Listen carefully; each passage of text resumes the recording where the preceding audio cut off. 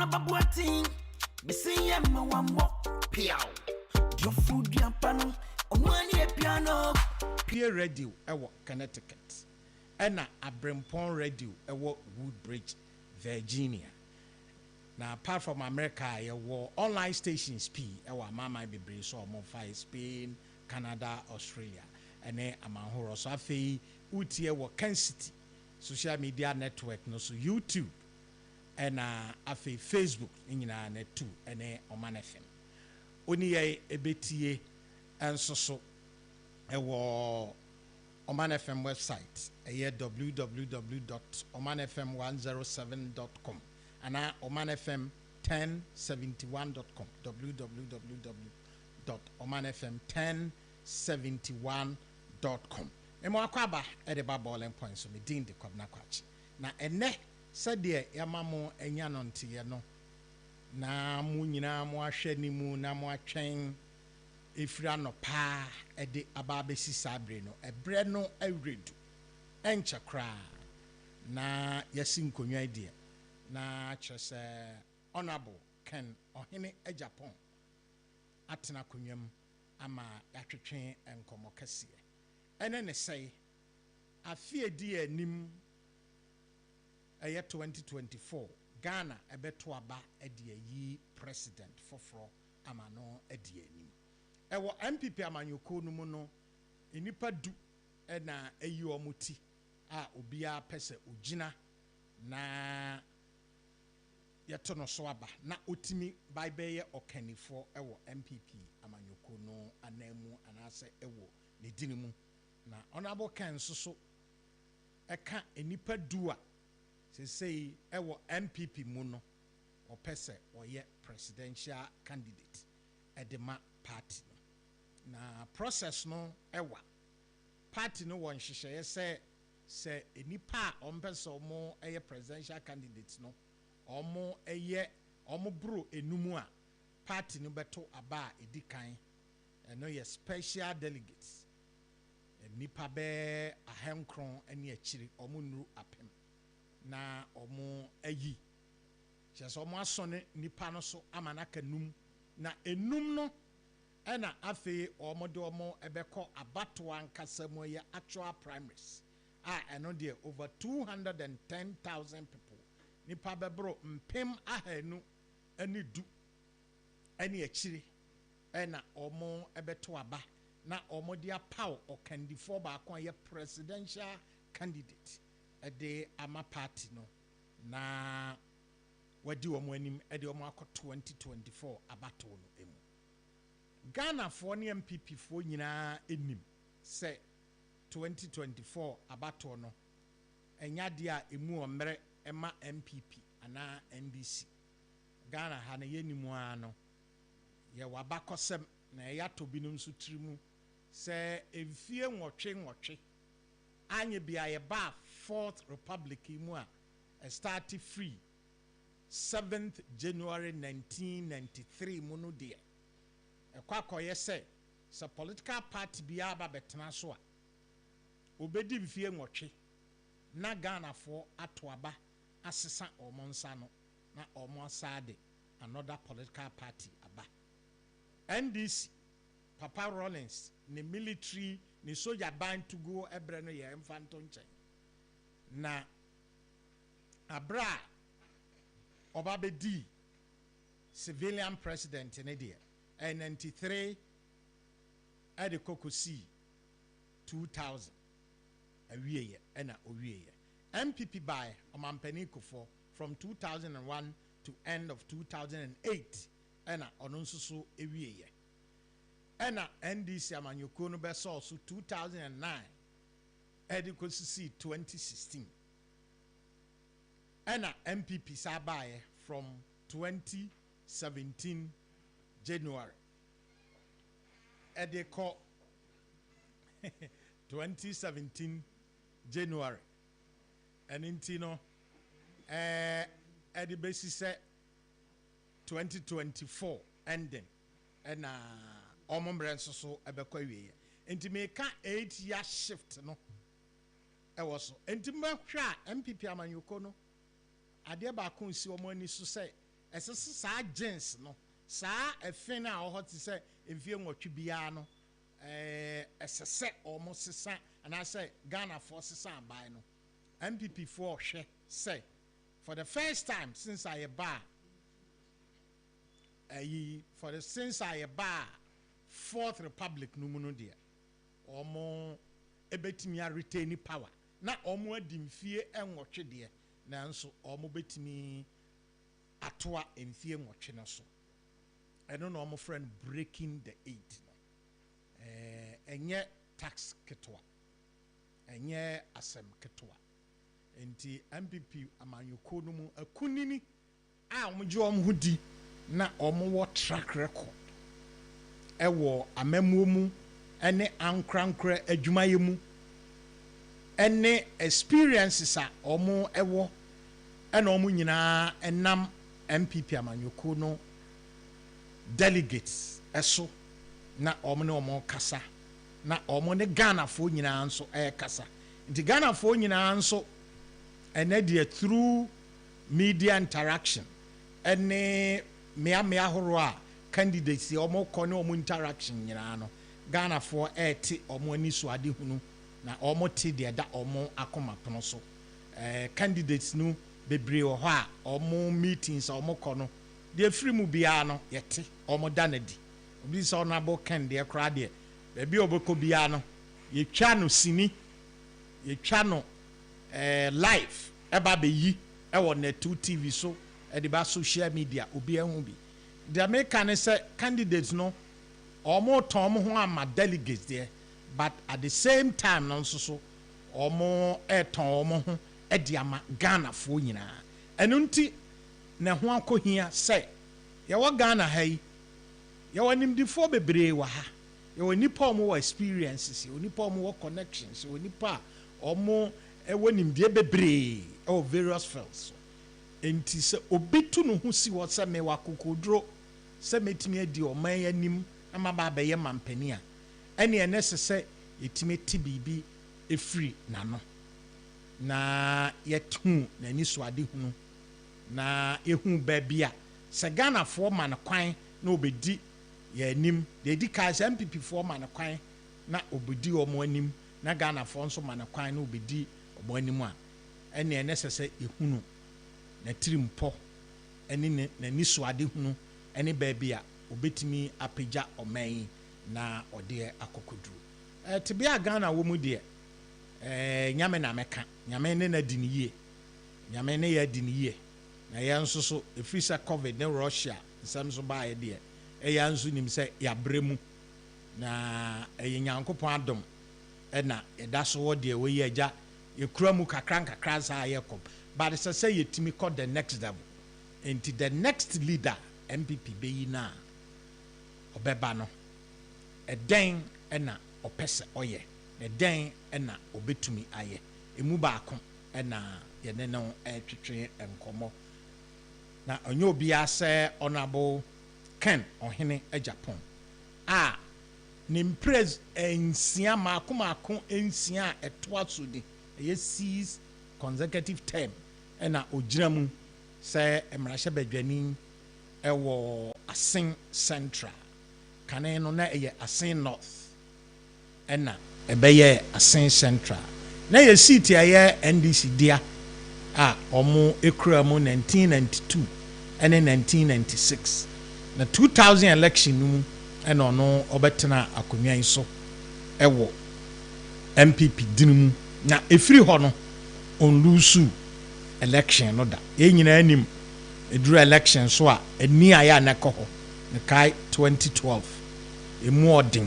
scheming ahoroɔ ɛne nneɛma bebree because ayɛ NDC botae sɛ yɛn defeat Honorable Ken na Omanfm prove point na nanso ne nyinaa mu no watimi akura mu ɛnyɛ sɛ ɔyɛ MP nko ɔkɔ parliament no nso waserve papa yie on various committees a ɛwɔ parliament hɔ committees ahorow bebree ɛna wagye mu dwam training wayɛ select committee chairman on communication was serve on committee on defense and interior and also as chairperson. Why member of ECOWAS parliament. It is a politics, maturity, and international politics. Why be papa? Why be papa? And now, ye fa a form so politics. Say, politics are all ye na ne party a owom no so no ontena fa akunemum ochini a obi enchen honorable Ken. Esan say nakoma ewo ne party enti oyobi a say election dura ono ankasa pra ne ho ehwe ne botom ehwe ne adwumam ehwe ne sikam na osusu de obetimi ede aboa ne party last week na emrahye badwani baako ise onya emrahye badwani bi na oba ye se mema na dance keke mema no kwan no no waye MP da sesi e onya MP na emom opese kono ba beka abra na ono ye MP no eduru abato so a emwa na honorable Ken edeboa MPs eniema ochichema omo sika ovotu edema omo se obia mfanko boa ne campaign ewo ne constituency obia mfanko boa ne campaign ewo ne constituency na owia na onwie ono ankasa nso ebesi so asa akọ sa constituency mpaso enyina so mako akọ support campaign ahoro etoda dako otimi kọ baabi be nsia ananum otimi from one region no kọ another region no sa kọ another region no sa kọ another region at his own cost. That is ne moa or de boa constituencies any MPs ahoro na no pa ho a party grassroots nso omuni no pa insan say na koma anase omo akoma eda no so a eda ne so a brebia no bibia efa MPP grassroots ehon de na chese efa no ho obi kan say anytime am say Honorable Ken na ni abre na all kasa wo party no na kire say e bia party for na wo form no ye sisi omo ana say ye bu ye ni agu omo so ana say empese e ba mo opportunity ana say ye si omo kwan e wo bebe ho enenti no anwumre ye sinkonwa na ye ba betie ensem afri Honorable Kennedy Agyapong enum said the makanam ye live on the 2TV Omanfm Ashfm Nap Radio and the affiliate stations nyina eso dwumadie nso ene ye wo mre won so awutie na wo hwe ye wo ba bia no ubetimi ede wadwenkyira na wasem bisa send the email wofa kk@gmail.com na ebekenkan na ye de amount na yede aseda ma won a obo dwumadie ho ka ma yede ebramo Awo Sunisas boutique omoton tare ene mpaboa ne niema papa fe okomo shops na horo bebra obetimi anya bi na wato na ode assisi ho yemfa aseda ma Goil, the leading oil marketing company in Ghana opesa okoto fuagu kamu ema oka no timi nanti ye said ya wo pa Goil and obeko give us scientific herbal center my Romiansa give us power capsule give us cool capsule and give us herbal mesa power capsule no memedro give us cool capsule no etu koko ni ayintima say and give us herbal mixer no etu malaria and typhoid so ase the asida ma cocoa milk a plant based milk boa nipadua no boost immune system na ɛmo ahoɔden pa ebetumi aba Franco Trading Enterprise original phones ɛne ɔmo accessories fie ɛne hɔ ɛnɛ or the flat screen TV ɛyɛ Franco TV or the tabletop fridges or the air conditioners nneɛma nyinaa ɛyɛ Franco deɛ ɛnso aba abɛka ho sponsors ahorow bebree ka ho a ɛkɔ no ɛde ɔmo edin ɛbɛba na ɔmo de ato dwa sebre deɛ yɛayɛ krado na yɛne Honorable Kennedy Ohene Agyapong ɛtwetwe nkɔmɔ Honorable Ekuonaba Nuaminia na ho te sɛ Yamiado me ba hacho wow I see that's nice okay you go so adwuma me amitumi ho na ye ma mo nso ni adwuma ene de wo ye wo abonti nyina obeduru anya nuru ha nyina no enya lot of messages ene ade but ye hwe say na ye benya mre tintintin na yetumi ene wo atwetwe enkomo ye behwe niema bebre na de di kan no wo de wo ho bai se MPP race no mu onso opese obabi na obedi party nanim wonya flag bearer wadi oman nanim wo de wo ho epi abonten no na wo ne party ma ehia no den na wahunu den na ehye wo nkran na den na ema wo baba mu ya uguso a wo ye waju oh well medasi so mama kwenya I think say emra me too manu to say me contest bi na mamfo kra nyini ebi so obaye adwuma e de amobi ene ba me style na me di ba campaign mo no na ma enipa hu say sa o mini business if you say for the first time in the history of MPP obi contest bia ode obuo ene anidie ama polling station executives akọ wo mo naso ekosere wo se wo mo nto aba ema no ebi nsida okay ti me maye madwen se da bia no me kasama polling station executives constituency executives se wo mo a wo mo ni positions a wo mo asom party na mfi se enwema bi a ye etie wo ne kocho na me ka ho asem ti emra me decide say me contest no me yesa o mu na me ko mu na so na me o makokasa na mabom masem ho dawuru e de a kire wo ti saa de na me ye no afei ama contestant ni bebre esuame first no a enko mu nam esoro hwa na ya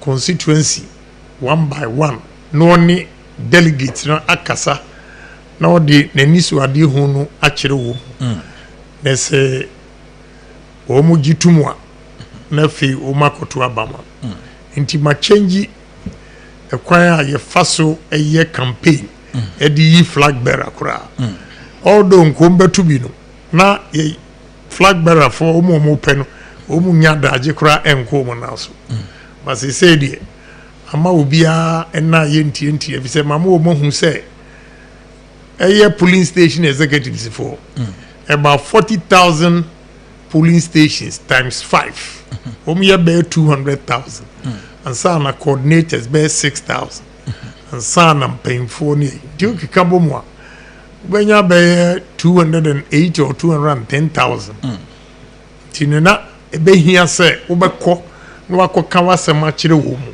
no mo so ji utumu a no mo akoto abama di saa na me no afedie o mo hu se kene Japan onya dwuma emobi o ye dwuma amano ho enti so far die so good ti ye hwe from ye party ni mra ni se enipa edu a afale no ye penipa num enipa num Omanfm o maye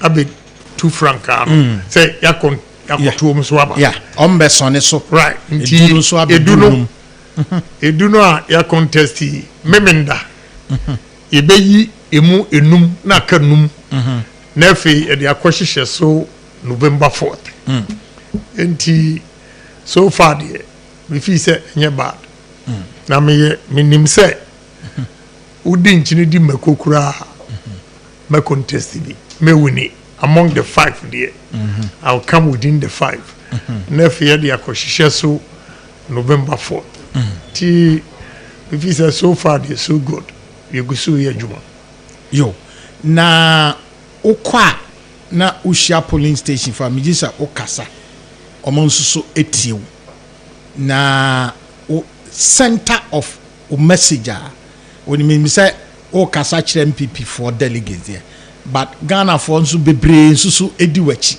enti say na o manage o message no they o dey ma o delegates me message and they o dey ma Ghana for me message no machemu miensa okay ade amayama party ade amayama Ghana okay anu nti o mbehwe ho atoaba amame any unemployment ekwan am ba mefa so ebiebie industries e wo Ghana eno ne faces miensa me de namo a me ka kire delegates na emma Ghana fo bi nso eti ehu se asem na me ka no eto asum na ebebem se ibenya Ghana ni kandifo a obeyisu pragmatic approach and they solve problems in this country.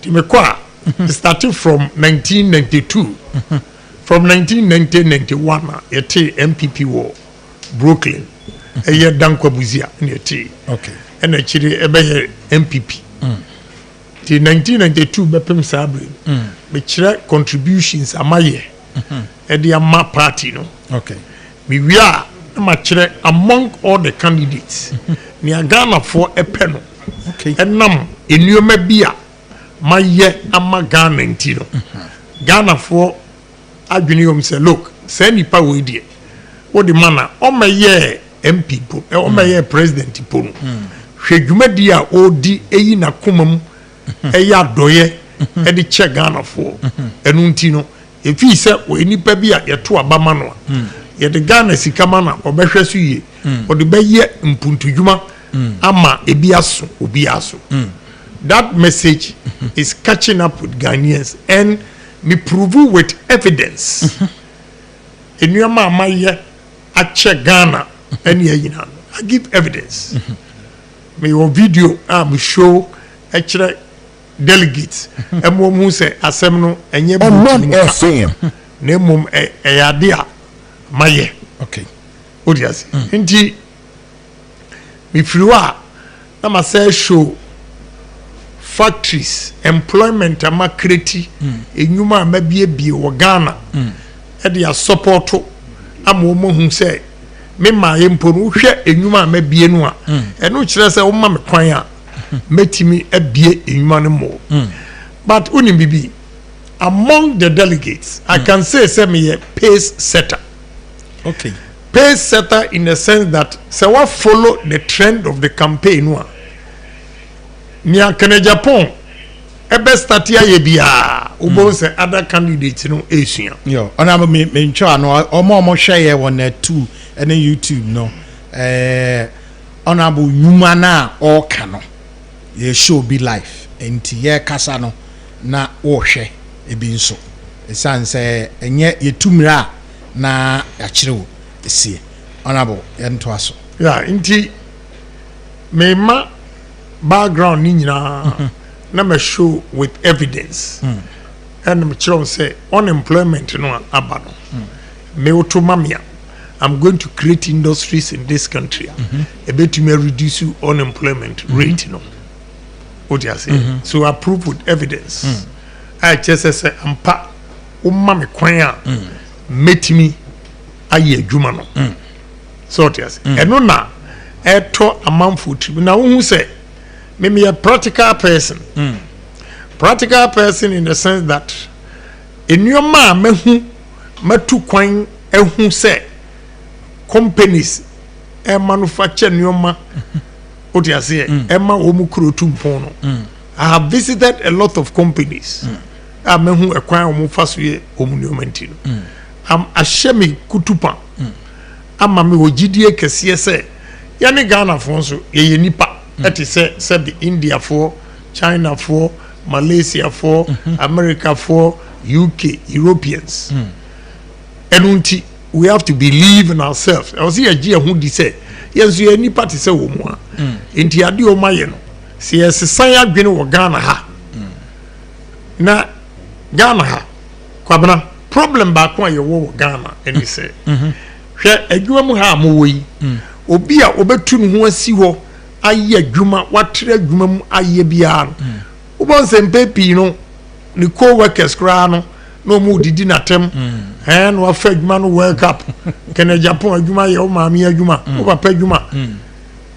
ye bebu abam e ma wontumi enye adwuma den kra emmoa company no ema company ni edumpon na bi nso aso weiso but obroni nso de obaye adwuma aginidin ama company na tumpon na eno ho nso ya hwe ho a promote na manakatua ayekese say nioma wei e na me fi say o mame akwanya no na me be president 100 days ni nyina no me hihye me cabinet nyina no na me conscientize Ghanafo ye de enwum bebre wo ho a ehye nkunan e ma Ghana ni esi no ho so se we Ghana ni na nyame abode ade amaye no ye hweso ye beboai we have to put them together use the musicians obi obo reggae R&B high life gospel okay nyina bom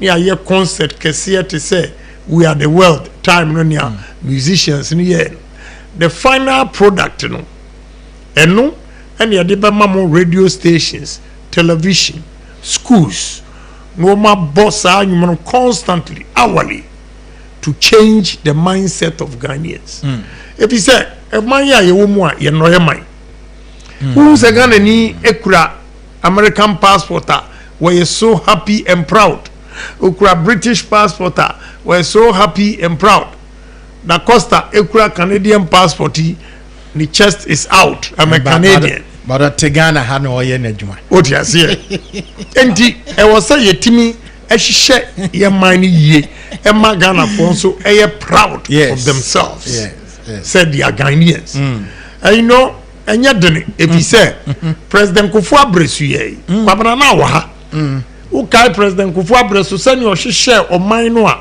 e fe bank ye was ya Greek bank no mutumi foro basoro ha e be ka kire workers say mu magi loan based on your salary na yem fantito no that was a drastic improvement and change and at least mesua bibi free President Kufu at least mesua bibi free developed countries especially India and China then the Arab countries and mehu say we have to you see a soda ye kese e kasa Ghana sam fia dudu say yenya ye de be ma Ghana eduru say we need to think big dream big na yetimi change the destiny of this country yati kromu ha kwabra uhwa ensase a yese no because of gold any enuoma enuaba ye betimi adua ehun won faso kra che gold a ye bu anu agusu a ye hu ye starch factory wo atebubu amanten starch ni yesa ye de ba ye be export to ako China but pharmaceutical companies are a starch no e de aye enuro our Ghana ha yes Guinness breweries are a banchi no malt no e de aye beer Guinness and a malt aye nomu you have no idea banchi ye call Thailand Ministry of Agric de ye nuema baku 32 biscuits cassava biscuit tapioca cassava flour cassava bread what you say ethanol just say enuoma de cassava besides the starch ni you know I mean chiro nuema bi we decide no a enne enu ne de ekum emfuo no sa we decide ntino America for Canadians ehun say poison ewom poisonous ekɔ asase ni mu a ye bayira ye di ni yina enti Ghana bayire say udi koduru America New York port no na ya blocko ye manfama bayire no betimi agu container mu ana asai obi o wa nitie na o ma hunu atwe afem but wo scan no hu say Ghana yampe na ya blocko because two bisumi video yi a ema no bayire no asai ama ya sa charge o mu $5,000 ekotu bayire na egu ba banchi nsuo no so chim se ya na uhwiegu emfuo sukura na ahye no enye poisonous. This is experiment we have done. Okay, we can use cassava no nsuo no so ya agbelema kura no na uchim se ya nsuo na beba no de experiment tu nsuo no banchi nsuo no egu emfuo so na hwe ebe hye ni nyina eno so enye poisonous. Okay. So we have to improve on that. If you bet me a process, no, right. We decide. We decide. Our bra chemical ni poisonous. Emma ye bayire no, ye bet me aduan kese dia ko America. Na me ka kire we, hwe enyadoa udi nyadoa ko ani esizi. Na ba ko me yam himi yie, sa shops na bayire no asai na emma no di abobo. Na America fo aduan nyadoa and America yedua nyadoa enom toma African markets. Also they taking the business from us. And no me hu ya me yam shim say ish. Or say yetimi ye yenu yi. If he say nyadoa pono and American market. America for ne dua nyadoa enom toma African market. It's a problem. Say ya hwe ni ye ni anye yenuma yi a a bedroom revenue yanso your population so anti your market ni so a bedroom baby no Ghana hankwa na betumi aton wade ba per se Ghana cedi nso timo a e say ye nneoma de kwa mano ne koton no e do so chain ya ye kra eba na che say ye nya dollars more enti say ye ntimi anye wei na nneoma ye kra ba e do so chain they produce a export a there be a cedi no. Okay. So these are practical things that we have to do. Besides all the 32 products now, almost generating electricity. Yes. BBR starch won't be over to me generate electricity. I read here you call Kulapu and a Lokna in India. Every sugar plantation, every sugar plant, almost see. So we use sugar ni we are. The next product omunya film alcohol. Omu alcohol ni we are. Omunya chipboard. Tise adi isa. Tise wemo. Yeah. After the chipboard, no. So that's na kechire nyina no. Omu the generative power. India. Here abe. Abehu bi bie ni wa ye totwene sa ukọ benso no ne yi a kwai no ma sa frito o mo de enwo ena ye anwa ye de enwo ena ye semna udim se benso ayi o mo ye nyina o mo ankasa de mefe no e generate electricity 2.5 kilowatts a day enti they are not on national grid and we have a light off. Wabekase we say. China we na kase betumi atuen free India na China no say de omo. Yes. So your ma grow so the industries. Enwo ye anwa. Now the be ye semina adwonwo no adwonwo. Omo de ye creams. Omo shipo every ha from Ghana to Belgium, Europe ni e de adwonwo ye creams. Ye betumi de adwonwo at say anwa ye adentina say nyoma we nyina afiri Omanfm Ghana ha Nigeria for timi free at the fleet of trucks every Nigeria ekonsema ekotokube nti ya bisa ya hu say kube no a Nigeria for beto no sabi kube dwane ya no wia no we keke ana asa de be ye kubanwa kube omsa de ye oil ankasa creams any yina rich hwe why kubedwa ne ye say oyi hu a abrantie bi wo takrade a mama na contractor odi kubedwa ne ye no wa process wa yam ade nu a enu na cocoa board for edi ye omu seedlings because asase anwia cocoa ni nyina no enya ibie na rubber om di shem enti ena omu use receptacles any kube hu no ya yam no e pa afre cocoa board na bisa onyonko ni fifi omu yield about 95%. I see kube so ndi nyankopon che nioma bebira eye important than gold na ye de ani asiso a essence asinyina ko nioma dodo a banchi betimi aye enioma dodo a eburo na eburo hoyi ebetimi de eburo aye esam ene yanka Russia Ukraine war maize flour maize oil anwa eburo anwa ubi say about 90% of Ghanaians omu hu eburo anwa pen except omu a etukwan ya de eburo ebe ye poultry feed sa na otimi de banchi nso ye poultry feed ya de eburo eye conflicts ya de eburo uyam na u dry no a wachini ti say Tom Brown type no oti ase ya wo white one ho and ya wo Tom Brown ho o package ya by 6 months na eda ho egu stores amanfo eto we can do so many things with maize. What are we doing in this country? Assassin da se we call the 5 northern regions, Volta region, Afram Plains, Accra Plains, we can feed the whole Africa.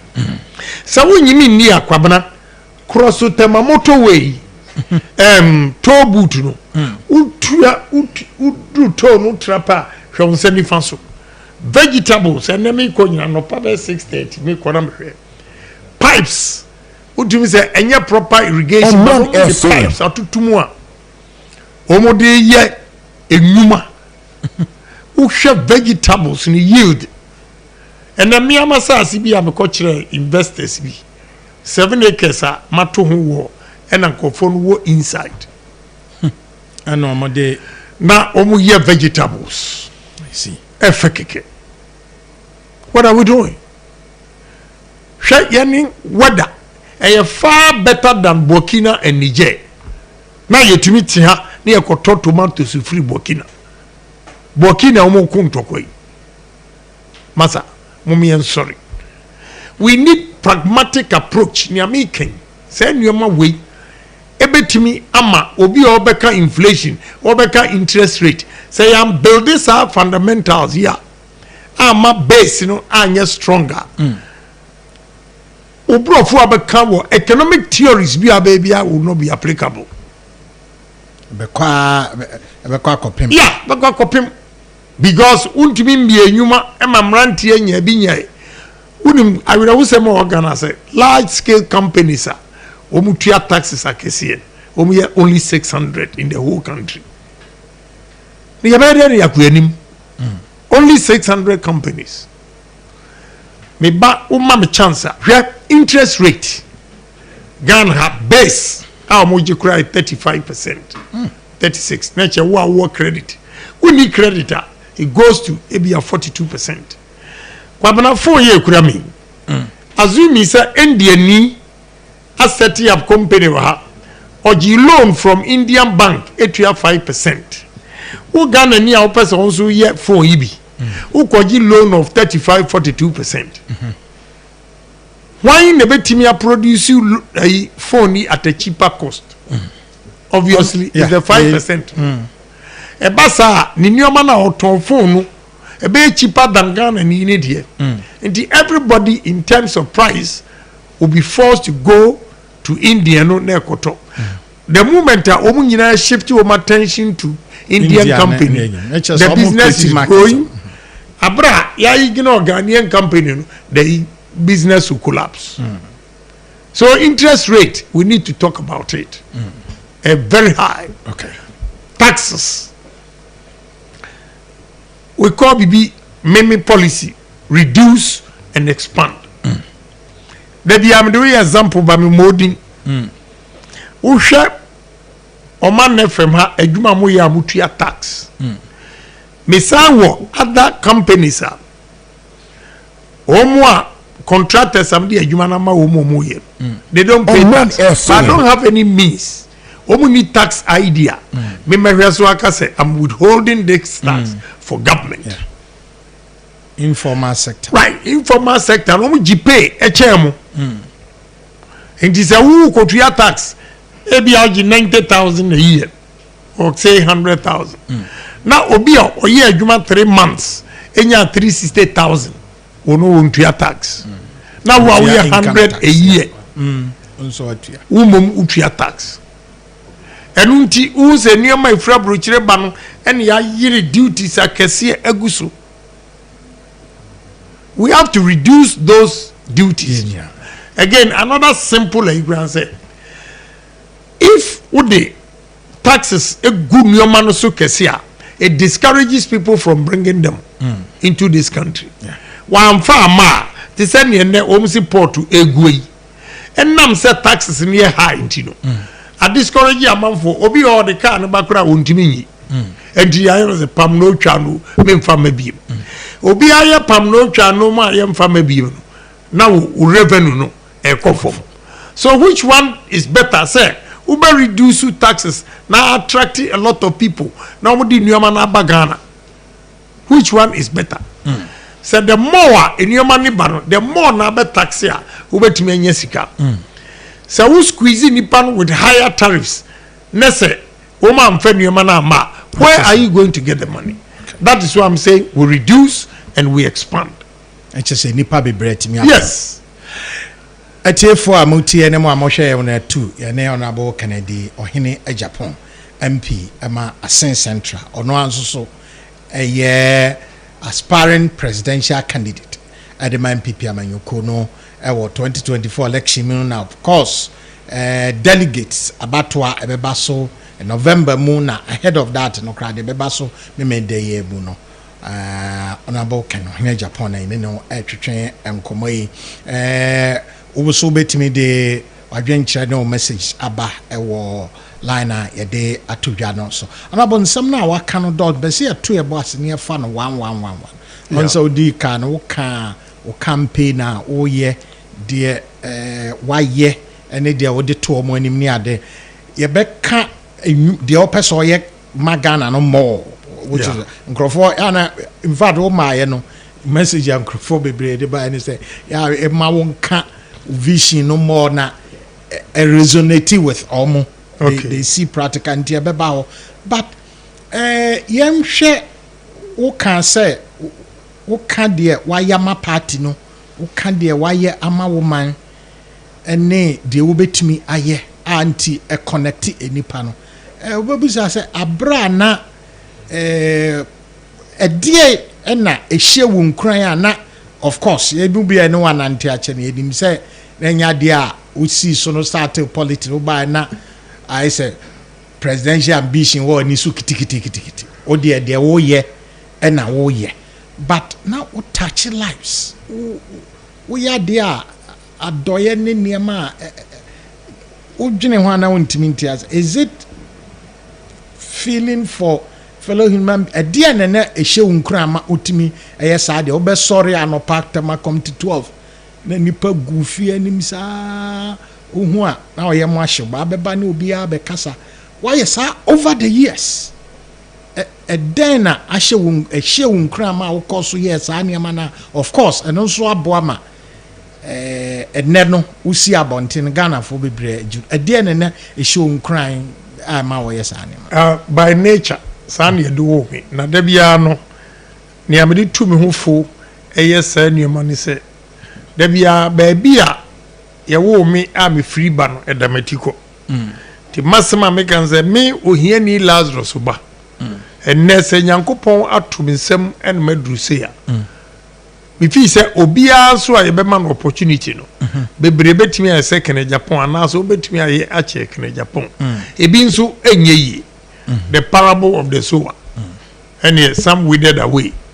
enti every onipa bi obeba me nchen no in my own small way bibi am fi sem de boa no a ebema na brabo mu ana ne ya de ya bibi sa no aye I freely do it what you say a gift bi a Nyankopon de ama obi o wa wo skapa nso onye oni sa doye no emma obi a me de I just do it enye say me wo ska gnan ha chi obi a no it's never true but ebia adoye nti obi be fi say oh can Agyapong di wo ska o ebia na me last crown so ena me yi ama no so ti me fi say say na Nyankopon e de bo say me bo nipa but mama share secret be with you me nipa Omanfm tema where I woken say nipa ba me so sa edu ba bi na me yi ska na ma wo mu ana me kasa ti one day opa bi say madam ya da ho sa na me so daire ma so akwachiri na akokora bi bearded old man bi o twime fata na obi mu na on the dia ni no wasom sa no twime o twime sa duru ba bi na ogina na ten na o face me no ma me won se wo ya ne ne diska na ma o se fehwe ahiafo ehia obi na aba ne nchen a na wo tietia no wo tietia nipa na ya be jiska na firi nsem you know me feel say a normal day bi an come in funny serious but that day ya make kasa kire me if he say emra me so daye no sa no na me yiri ani ate o se me hume ti me dawa no pim me ken ana me bo pitru no say ah wo hume you are not breathing nam so ye de hu o se wo hwe me ani ayi me hume me nim ne ka no a ono so na niti ya wo hu se me hume e wa nam se o mam pen ni paper enam bo date enam churo warning no a nipa no e de ma me no na eyewitness account wonim se me saye nipa ya de nipa bam so sa nam ho yiram wonim se enam se Stella was part of dream na me hu yenti if it's on the pushy me ema me hu se me home and I'm sorry me sorry am de paper no ma me so mam pen ni paper na me nchiro warning na de ama me wonim se me o dem no what se me kasa otumi betempu mam no aye me sign na ono an kasa se me niska no diska na mam se me fama nipa no no nko if he said she was part of the dream if said anything and we who say me da ho a me hume my stiff na me dura chiri na papa ni ma me warning ti ho na mani tie no ne ma me gidi ye ne se ono eda me nche a otumi hu se me hume a wo bo me ken na me bo pitru sorry ye wa na me gi pen am churo nti edamati ko se ya ma me sika se me mfa me hwe hiafo inti de bia me kakra wa bia me wo bia na me ni wo mu che ebiem America for inspire me if you say America obi nya sika senia otumi boa poor people e wa America you have no idea me papa yare ene yare ko New Jersey St. Barnabas Hospital ti doctor no cross examination obi se no questions no ne yi no BPA na mbe gina ho o mo board so placards ebobo ho na me ready into the history of St. Barnabas Hospital me ready and say a husband and wife and we see hospital no at the chair of course and no my expanding it here so say me man nyina motivate me say onipa o man ye selfish family etimi asiwei ama na me African me papa yare menya opportunity edina ba I can do say enunti ni mani abrese Messi cardio center no edi ache enunti na me call Confanochi hospital oncology department o machine na say I pay the money I just want to help because baby I kosu anuma free they are doing it adentina ubaha untiminya I'm challenging myself say, in my own small way. Nyankopon dia mama ne betimi aye a change and impact life no of others no dey I will do it.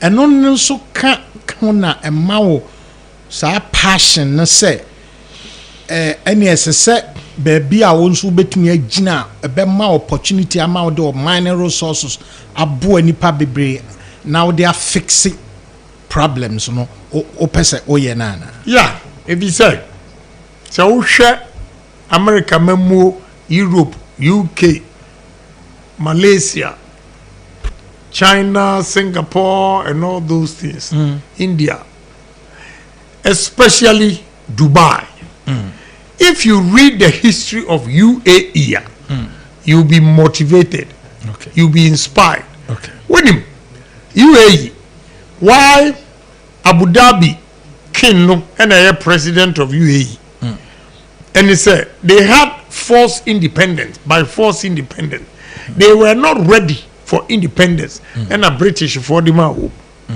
Tina Omania ha they didn't know what to do so Abu Dhabi king no brought them together and says let's take our destiny into our own hands so the second person of support to know the king now over Dubai and unti no and so a vice president so and the total so Emirates they came together United Arab Emirates came together as one a year they decided to take their destiny into their own hands.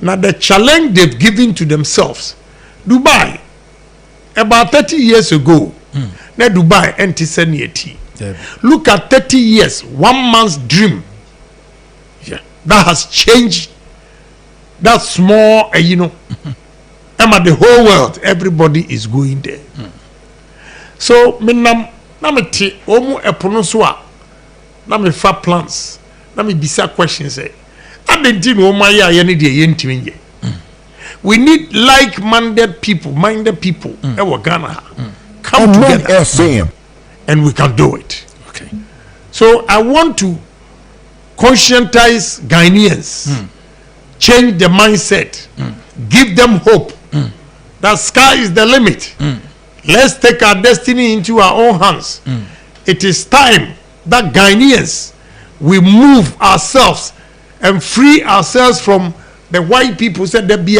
are going to beg with these arable lands in the country I didn't think that there be a copper obronicho I don't think that omu before because South Africa still they are finding excuses said 29 years a Mandela ebedi president black said they still blame the white man Oko America they still blame the white man meanwhile anybody who does not blame the white man but rather challenge the white man succeeds what do you say so it's about time Ghanaians we need a leader to give us hope and say listen enough is enough a drain on our human resource that we've trained leaving this country because of no jobs unemployment let's create job opportunities yenya say a poor country say yesika na ebinuma sesa de akogu abrochire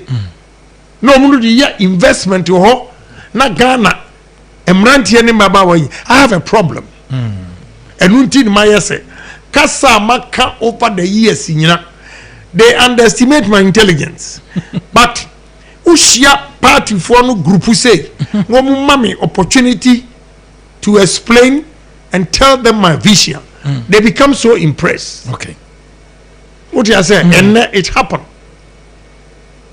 what you say I've met National Council they were so happy I met the national executives they are so happy what you say I went to vetting and they were so happy because of pragmatic solutions Amadeba and they know fortunately most of them have traveled and they know what I'm saying possible so I want MPP to give me opportunity and one me opportunity the way Ghanaians believe in me I'll beat Mahama I'll beat him hands down so because I have a dream have a foresight. I think big, and I do things big. The same way that I'm a person in Ghana.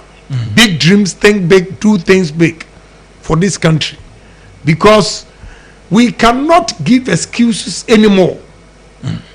1957, independence. We are still blaming the white man. How? I think we need to change. Nyankopon che nneoma bebree e wo Ghana ha ibiti. The funny thing is yati koko Ghana ni sika wo no ankasa afie so a odi be ma anaso odi be kwakoto koko na free akuafo ho. This was a syndication. How? We need to change that. I was here to me see sika ni bi. Ni make sure say koko no ba yeni anka said the sika beto so that we will detect to the market. And I'm say yeko na syndication omu na me sika they detect the price. We should turn it around, buy the cocoa, store them, process it and detect the price. This is Agyapong. Yeah. We hear a gold they work room. Taxes or percentage ya 7%. How? Abra Kenya for 40%. 30% goes to the government, 10% goes to the region. Out of the 10, they divide it into 2. 5% goes to the constituency now. Year 2 gold, you know, and our mineral. What are we doing? And the end of my 7%. They say corporate tax. Corporate tax we make me any profit and plow it back into the business by telling you, say, maintenance. What can we do? Yeah, so I'll come and declare a small portion of the profit, and you tax me on the profit. Instead of telling them, say, listen, Ube to gold waha. This is the percentage we want. And yes, I'm a gold in Kasasinum. You bet to oil. Mumisa Ghana for oil, how much we get. Do you feel out here who feel say Ghana you two oil waha? Why? Because agreement was so pathetic. What do you say? Ghana gas, ENI, gas blow. One of the most expensive gas on earth, Ghana ENI. So Ghana price no ebe from kakrakra mana is $6. This how the tallow oil for the 50 cents no ebe frame. And now tallow for somebody called $2. Yenim baby a Ghana gas. What kind of agreement is this? Do you really care about the country? Do you love your nation? Why do you sign such an agreement? Emma Ghana for your money and nan council bresa. Why? I have a problem. Why in our car? Yes, can Agyapong way too no? Can Agyapong Casado? Ya Casado. We shouldn't allow a group of people with positions to sell the country and make money for themselves alone. Now, yes, I be so say, and I'm say, oh, wana. Sika bebrebe ya, fa. Now, my who chilling. Wouldn't say that chibia was ubu. Na sika bia one fa a kwampaso enya somewhere in Fifrian. Baby, who are woman to me. Yeah, they can't. Indeed, I'm my essay. I was say a Ghana is home. We have to develop this country ourselves. So, so many things. Let me take you to tourism. Tourism, non so now a whole request about papa. Let me take you to tourism. We tourism and afi yakobre kaba. Na nampia penny a chow baby a uti. One area, one regional. You want a lot of tourist sites. A Volta region. Okay. Politics inti me crowd am in koho. Na me nim nyoma bebre. Ya pollute me about Volta. But when I took the chance to go there, and I'm say, eish, Volta region. In nyoma ye betimi aye wo Volta region. And so I say, ensure down. You have no idea, Kwabra. Yeah, you have Boti Falls, Mount Afejeto. Now we share Bevlola te Ekuonaba hosa Guan near here. Mountainous where almost your trial Bibia. Sa na the crossway. Now canopy. Politics in tea. Onu NDC feel na adenegu. What kind of country is this? Because Bevlola is NDC. Now one year dear papa of water region. Nobody continue. Yamanegu. I have a problem with that.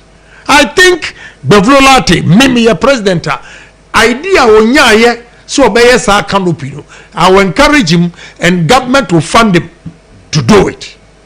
Because I'm not thinking of only Bevlola. I'm thinking of Ghana for ombetwa ticket aba Ghana for tourism ti na yetimi connect no to Gua area na yetimi anya sika free Bevlola anya sika we Ghana ni. I don't care whether it's NDC or not. Me call you Mukadiam say Jesus Christ. What is wrong with politicians in this country? We have to change. Ghana here. We should stop NDC when it comes to development. We should stop NDC, MPP, CPP, and see ourselves as Ghanaians. Any Ghanaian, irrespective of your political affiliation, if you demonstrate, say you are capable of doing this, we should help. Think the larger, benefit to Ghana. And Kolado do obetimi afam. Assuming Bevlola te ejumano ekoso. Canopy amanfo oko. What the granted so of NDC for? Omunya Ghana for. So what is our problem? I am Adienegu. A lot of tourist sites, Monkey Sanctuary, what you say? Even Shy Hills, monkeys in Rwanda, the trees and monkeys and the tourism and the neatness of the city. Rwanda and Crawford. What you say? There's nothing. Would you share near dear? We can market it. Yeah? The oldest Bible in Africa, a white man used to spread Christianity, is in a Limina Catholic Church. And many Ghanaians are not even aware. I say Sabrin the Bible not 2 kg bim say. A showcase, na yama amamfo kofro Elimina Catholic Church no people so sa na amamfo kohwe because awko UK London museum here corner traffic queue tintintin bibisa ya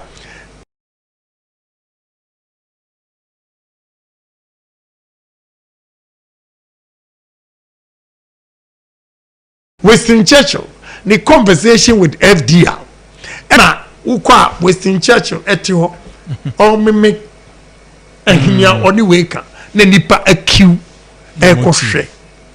Now we share the natural tourist sites that we have in this country. My brother, I have a problem. My heart bleeds all the time. Here Odo River, Metim, a fita for 2 greasy gum will be stopped. Met 2 water is any a Trump to Mexico war. You know why? Otu war no na fe we bie gate kesiese. Yabetrim na restaurants e wo so. Boat say wo dredge Odo River no na eye below sea level a ensuon epono ebesani abem. Abesani abegu ayim. Near the boats atoto so restaurants e wo nchen. Tourism, you make money. You ride from the Odo River into the sea and back. Again, abobo ya afo. Omu kosise yura no a, o makoto agupum. Efi robbers. Safu wo video bi a. Eye nungwa ho. Nevi e ho. Omu kochi nam omu chi nam eba na robber. Efi and a number be the demsa. What kind of country is this? The most expensive land on earth is beachfront. Beachfront. Now do Jamestown. Baby, fire service for no the opposite beach front to sa omuton ponche. All we have to do TNA policy nema entiasie ba Ghanaians should be partners to the government when it comes to development. Partners in the sense that onipa no ehon no nya no daily bread. Nti se wo kotunu a you just don't go and say obeye resort wo honti wapam nipa. Go and find a place, a marketplace for them. Omu betimi akodi omu dwano ho. Ansana wabebubu omu ye ho. And build a place nice for them. Squatters no ho. Then you take over the beach and develop it. With the boats. Enye kanu nkwa boats apapa sisi so. Uko Istanbul, Bosphorus. One side of Istanbul is Asia, one side of Istanbul is Europe. Into the boat, no, and the cross of Bosphorus. Who free Asia, who buy Europe, who free Europe, who buy Asia. Yeah, the boat, taxis, and nobody. Do catches a beer be to set between Temane Accra. Between Temane Accra, we can use the small boats as taxis. But Tema to Accra, you be use ferry. Okay. Kaswa to Accra Central, maybe a custom for old office road. You be use ferry, so that it will ease the traffic. You see, trains now air fast running now will help, but it will come later. Immediately, what is easy doing? And it's all about build this platform. No, now why a car park? Kesiye security. Ewano uko ucha ticket no and ucha ticket you can park your car there for the day. What you say? You take the ferry to Accra Central. About 5 o'clock you take the ferry back to Kaswa. Take your car. Wa unika ne e was say ye nice lorry park nso wo a emma enkofo enko gine na traffic ni Ghana engineers na na bisa say ish na yenko na sabi ani die mo ko school omuye rosa they don't make provisions for all these things and to trot for within discipline omusu timi for 3 lanes you can't say it because you didn't create a place for them ombetimi apake and you cannot do away with trotro you can't do away with the taxis so accommodate them well but before you can do this, unless you conscientize Ghanaians, you educate them, community engagement. What you say? I'm who say, oh, and it's what you want. Your person, your Benny, and Tiana, your moi. Now you do Quaha near Bayahia and Faso Babaso, Wakrano, or none of me about we need to be talking to ourselves. What you say? Adia President Ekuonaba do you near COVID. See the number of times he came on air to speak to Ghanaians. Yes, everybody understood him and had patience for President Ekuonaba to manage the COVID. That is what I mean by partnership with Ghanaians. Communication, engagement. Yes. So, say your man, would the development be about Umbetiasi? Anyasa now the vision when you are doing your papa. But if you don't engage them, opposition for crabby me a crochet a demonstration. I mean, guys, I'm true. Only on 4 years, Honorable Henry Cote a 2 woman. They came here, officer.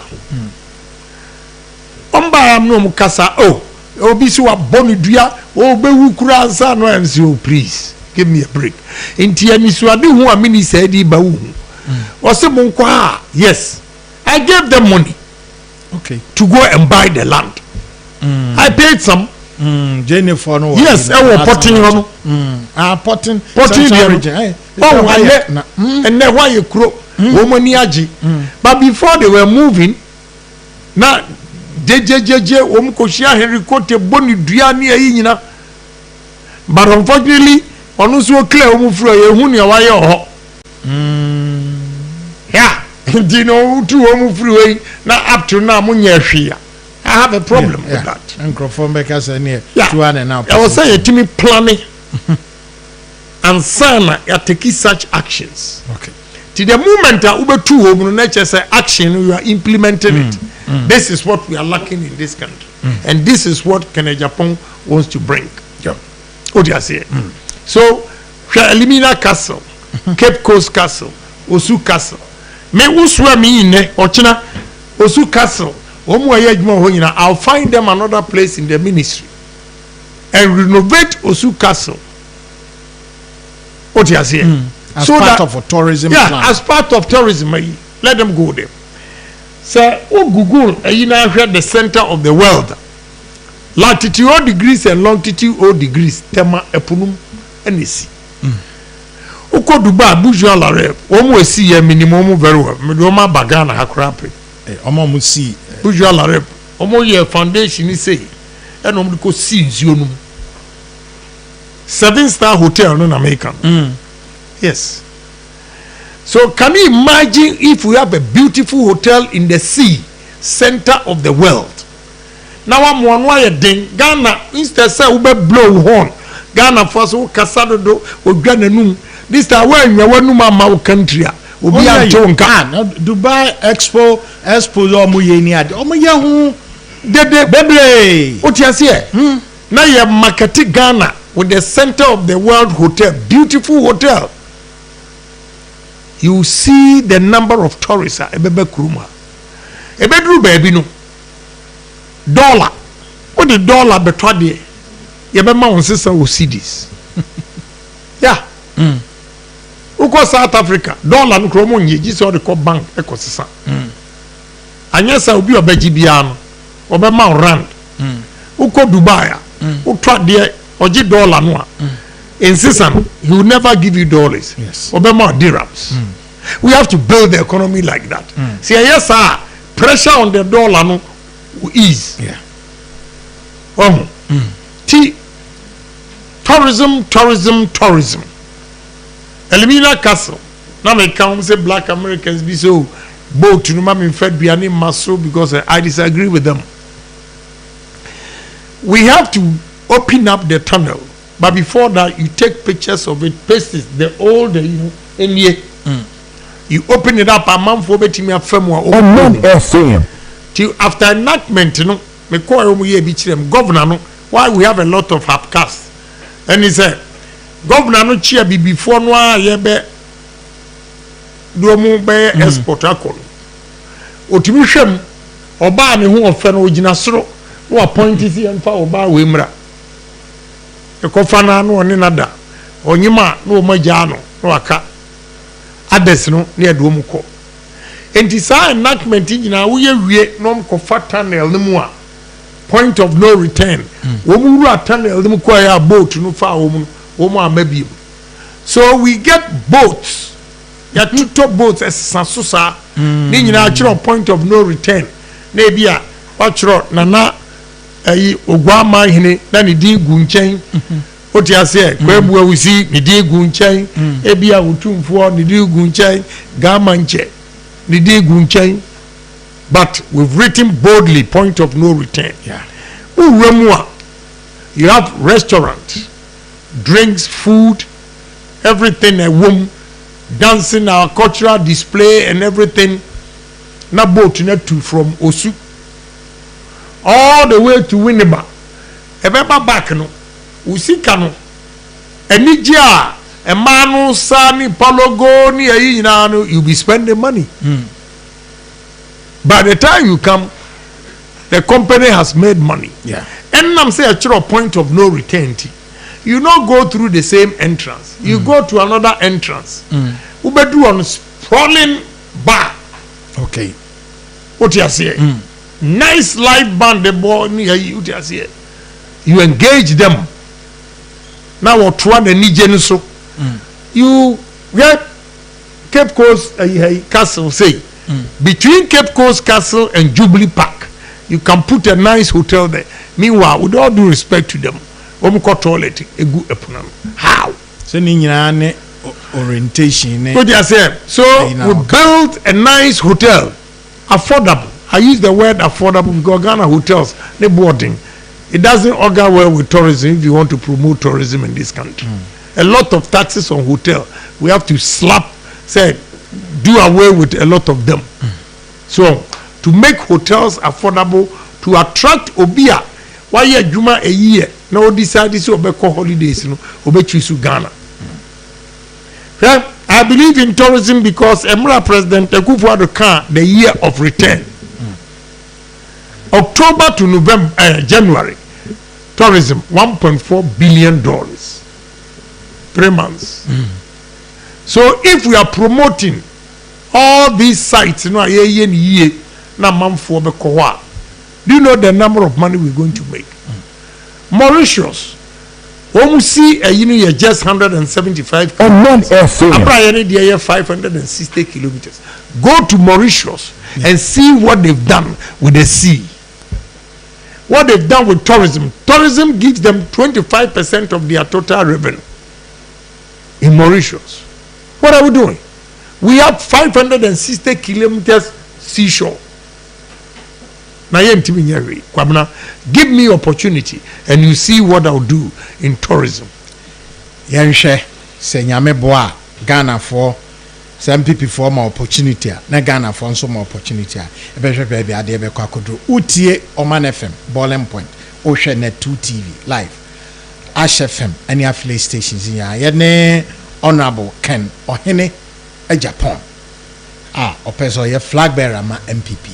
Ena twetwe nkomo ye twa husima kakra bi na yaba crew no nyina bodwuma papa yankomra focus se bi ya wo we feel so o man bia ayeye no enipa no etia di kudinti a like tia se so man ye omodia omo ye patriotic.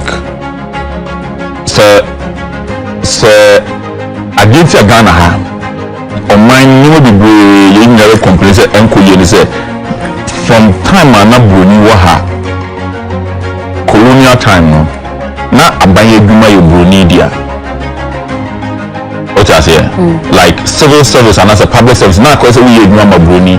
So people are not dedicated. Say, or ye duma na mo one who. I say.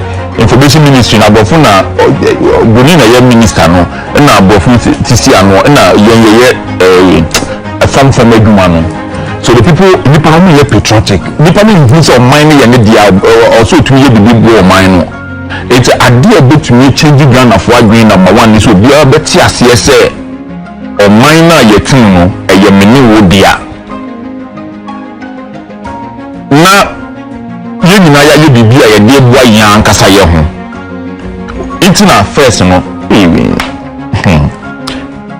first no e go na pa ye ko school a ye san lie mean say time is no yes there is special me ya I promise on my honor we are there to assembly and yeah minimum so that so yeah I want to say we are not to go against our homeland exactly what you say it's what it means is that every money beyond is in Agyapong and make our nation great and strong. Ubunia Korabie Niwa, a minor so or yadia, a beha minor, or one person to me. Eddie, so be it. What I say, it's what honorable can they say? Yanam and Yonso, Yanam and so. Yeah, nam sa kwan we so I was so on my money na sorry beam there should be your two me arise Ghana youth for your country the nation demands your devotion sa de ni na we should ni na from omo na you into the maybe you have we na sell on flag a serious problem like we just American flag. Who's a bit to play a bomb hanging? Oh, yeah, what if American flag with the general pass as our best? A serious problem. So, have symbols, no? And then they yet a minor spirit. Ghana, Mrakaya, true, say, with a Ghana flag. Now, we desecrate flag now. There is a punishment for it. Like national symbols, near there. So, I'm money in a war. one spiritual one psychological way first one the boy on my point to no go cast on obey president you best start with patriotism. We are patriotic, we are basic. So we are patriotic, we are basic. It's a very good idea. No matter I can't send you and you know your boy Obinya nipa ye demand say on fan kobo TV so as can for being count. Yola. And you know what boy we no president na bana ya bon nwum na we so no abutumi nya nipa. Ye dis nwum no man say okay, she say ya ye nwum, ya ye videos. Video ye koyi wo TV so, fako UTV, oba ye say 1 CD or say 10 Ghana. Even starting of patriotism no kra, we hwe na ho no kra kron no wo.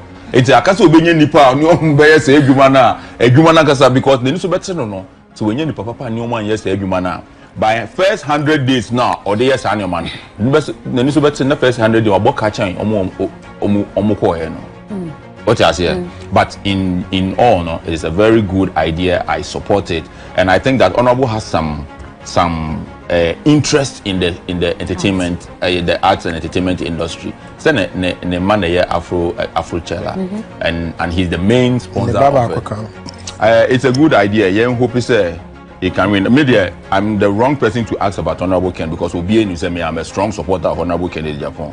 It's just that I hope say that you say nisu adi hunu ne bemu a oni nipa papa omo kan okure kire no benante na ade opeso achieve no otumi achieve enye sa edu time na fe enkoyi na nyina bom sa yo ne ya repeat say na ekwe na se na wo kan wo tu nyum na wo tutu ye nyina obeka se ya to sa nzo na me ka say nyum no ne otono kra no bi ha ne ono no hwe nyum no so no kra ya kromfo enti no ye beto emfa enti ono ba na ode sa idea na eba no so unim say na me metie me ono abokin obe president ochina na oye at someone kan o TV so me say onya ye be dog no o ti ase ye be kan adwan akere onibu befu ne na omo no ye adwuma se nyina omo ye me na fofo the same as nanado omo no na mo bie no ye madamfo ba me kam adwan akere ono abo be president enne no de enkrofo bi bedi nachi no mo ye be yese be se omo anya ye be kan adwan akere ye be ye omo kra o ti ase na akoyese o a plus de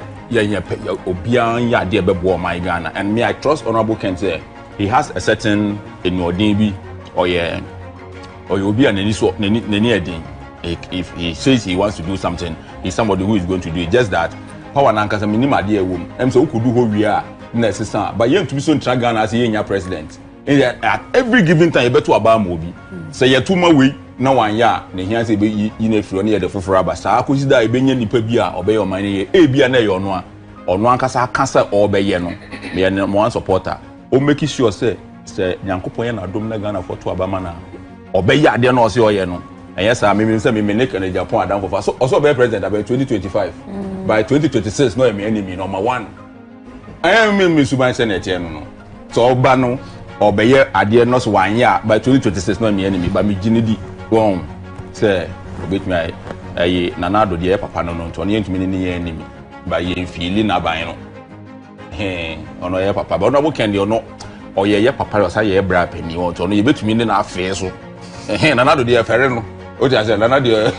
o de fere ne kakra ti ye kan ne a ya de o papa ye wo nana bo ono bo kendi o se da ye papa bebre o ye papa guy man o san ye bra pani ono do obeye president no ye be kan adwa kire no ti se ne won say there is difference between Mahama se ne ye kan Mahama asem ko ye bra pani won ye ka ku for the fere ne ye de na ye de ma no retail price ye fere ne ye de ma no wholesale o ti ase ba ye babu si di o de no nani ti ye de ma no ye papa no bo no abo ken nyame nhirawo ye bom pa ama wo se we nisu ade hunu na esi we nisu no ebebem ye gi wudi ye hopi se ne wakasa obeye no that is an ebe enye sa ade a ebe kan adwen a kire wo Mr.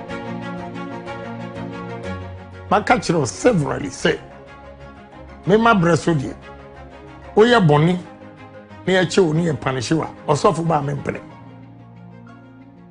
ohene ba me mpene politician bia ba me mpene mabusuafo de dwato ba me mpene that ene bema obia asunsom no ho se yenni nokure e magana ana me gaje se bia hon ma lande me call minister office 8 o'clock man grano.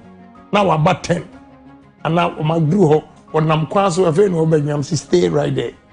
Gina baby a gina na mayi wadi. Na ma say go ani ma say.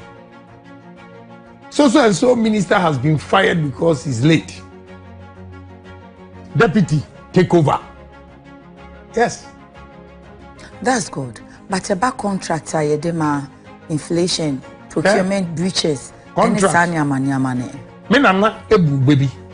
Or say edwuma no ana kukuo no didi ho na me nidim. Okay. Contract there we are ya obi benya contract.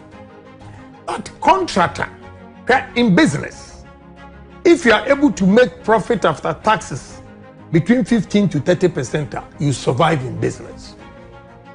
Magana. Omanfm is Oman 107.1 FM now with live on Net 2 TV. With Nkawo Ash FM.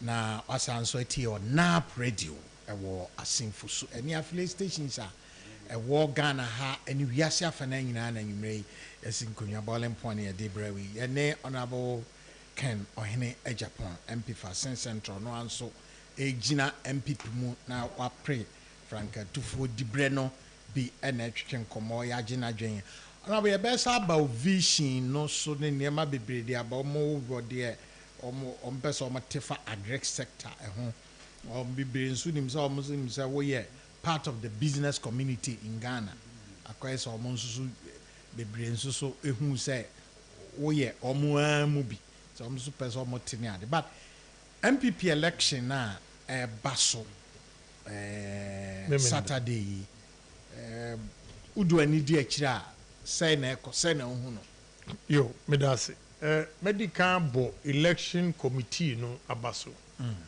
We are member national executives also. So far, it means omo pese ekroye eba party no ntino. They are being fair. Okay. What do you say?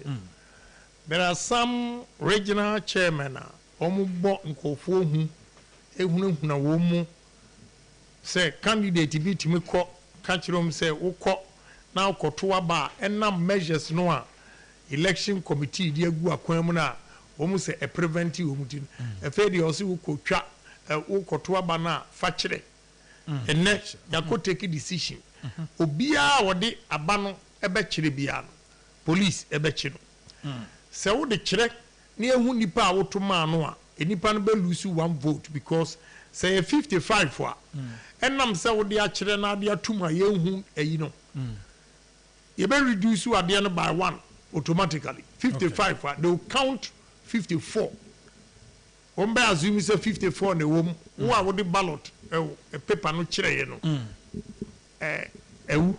say how do you call it just nullifying right what you say enti we are sa na just unipa no anka we in favor amena nya wo vote no enam say we dey ko kire ye enti no we are not going to count it ye say would the enemy any year now say into automatically say the 55 you be count to 54 the number of votes no be the 54 and the be na che say ba ko na wo de kire no enka ho na che onipa anka wo koto abanama no wa na lose vote yeah e wi enso a ye wo mam kire ye wo 4 layers first layer no de party for adofo ne ebetimi abo second layer ebia media for ebe seti omayo the third layer only pooling agents accredited pooling agents omugina muma baby a ye be kodo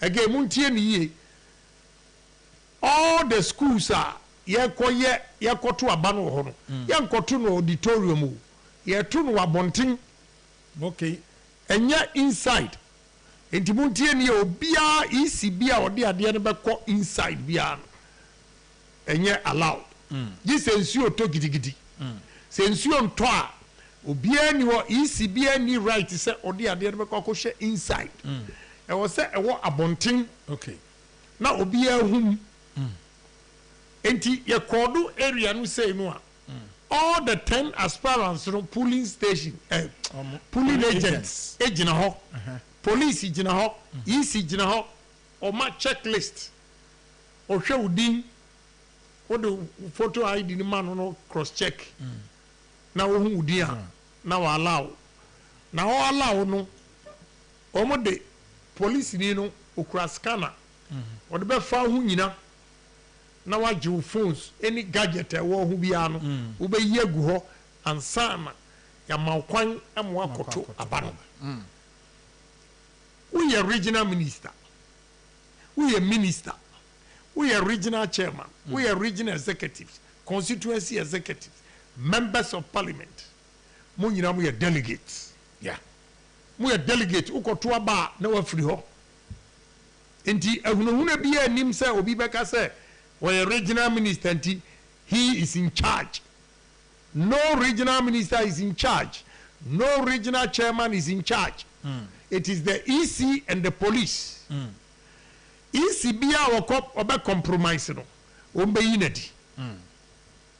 Complaints ni ba say EC na yese ya. Ombe yinedi. And I don't think these few people you want to lose your job because of obibe intimidate you. Ye sa intimidation na free ho. Chairman for be regional chairman for be ayom who say they are going to control all the polling agents of the aspirants. No, they've told them. Okay. And they'll be watching the police. One scanning one. Omo beka cho say scanning nipa na nsan we wuram. You prefer election.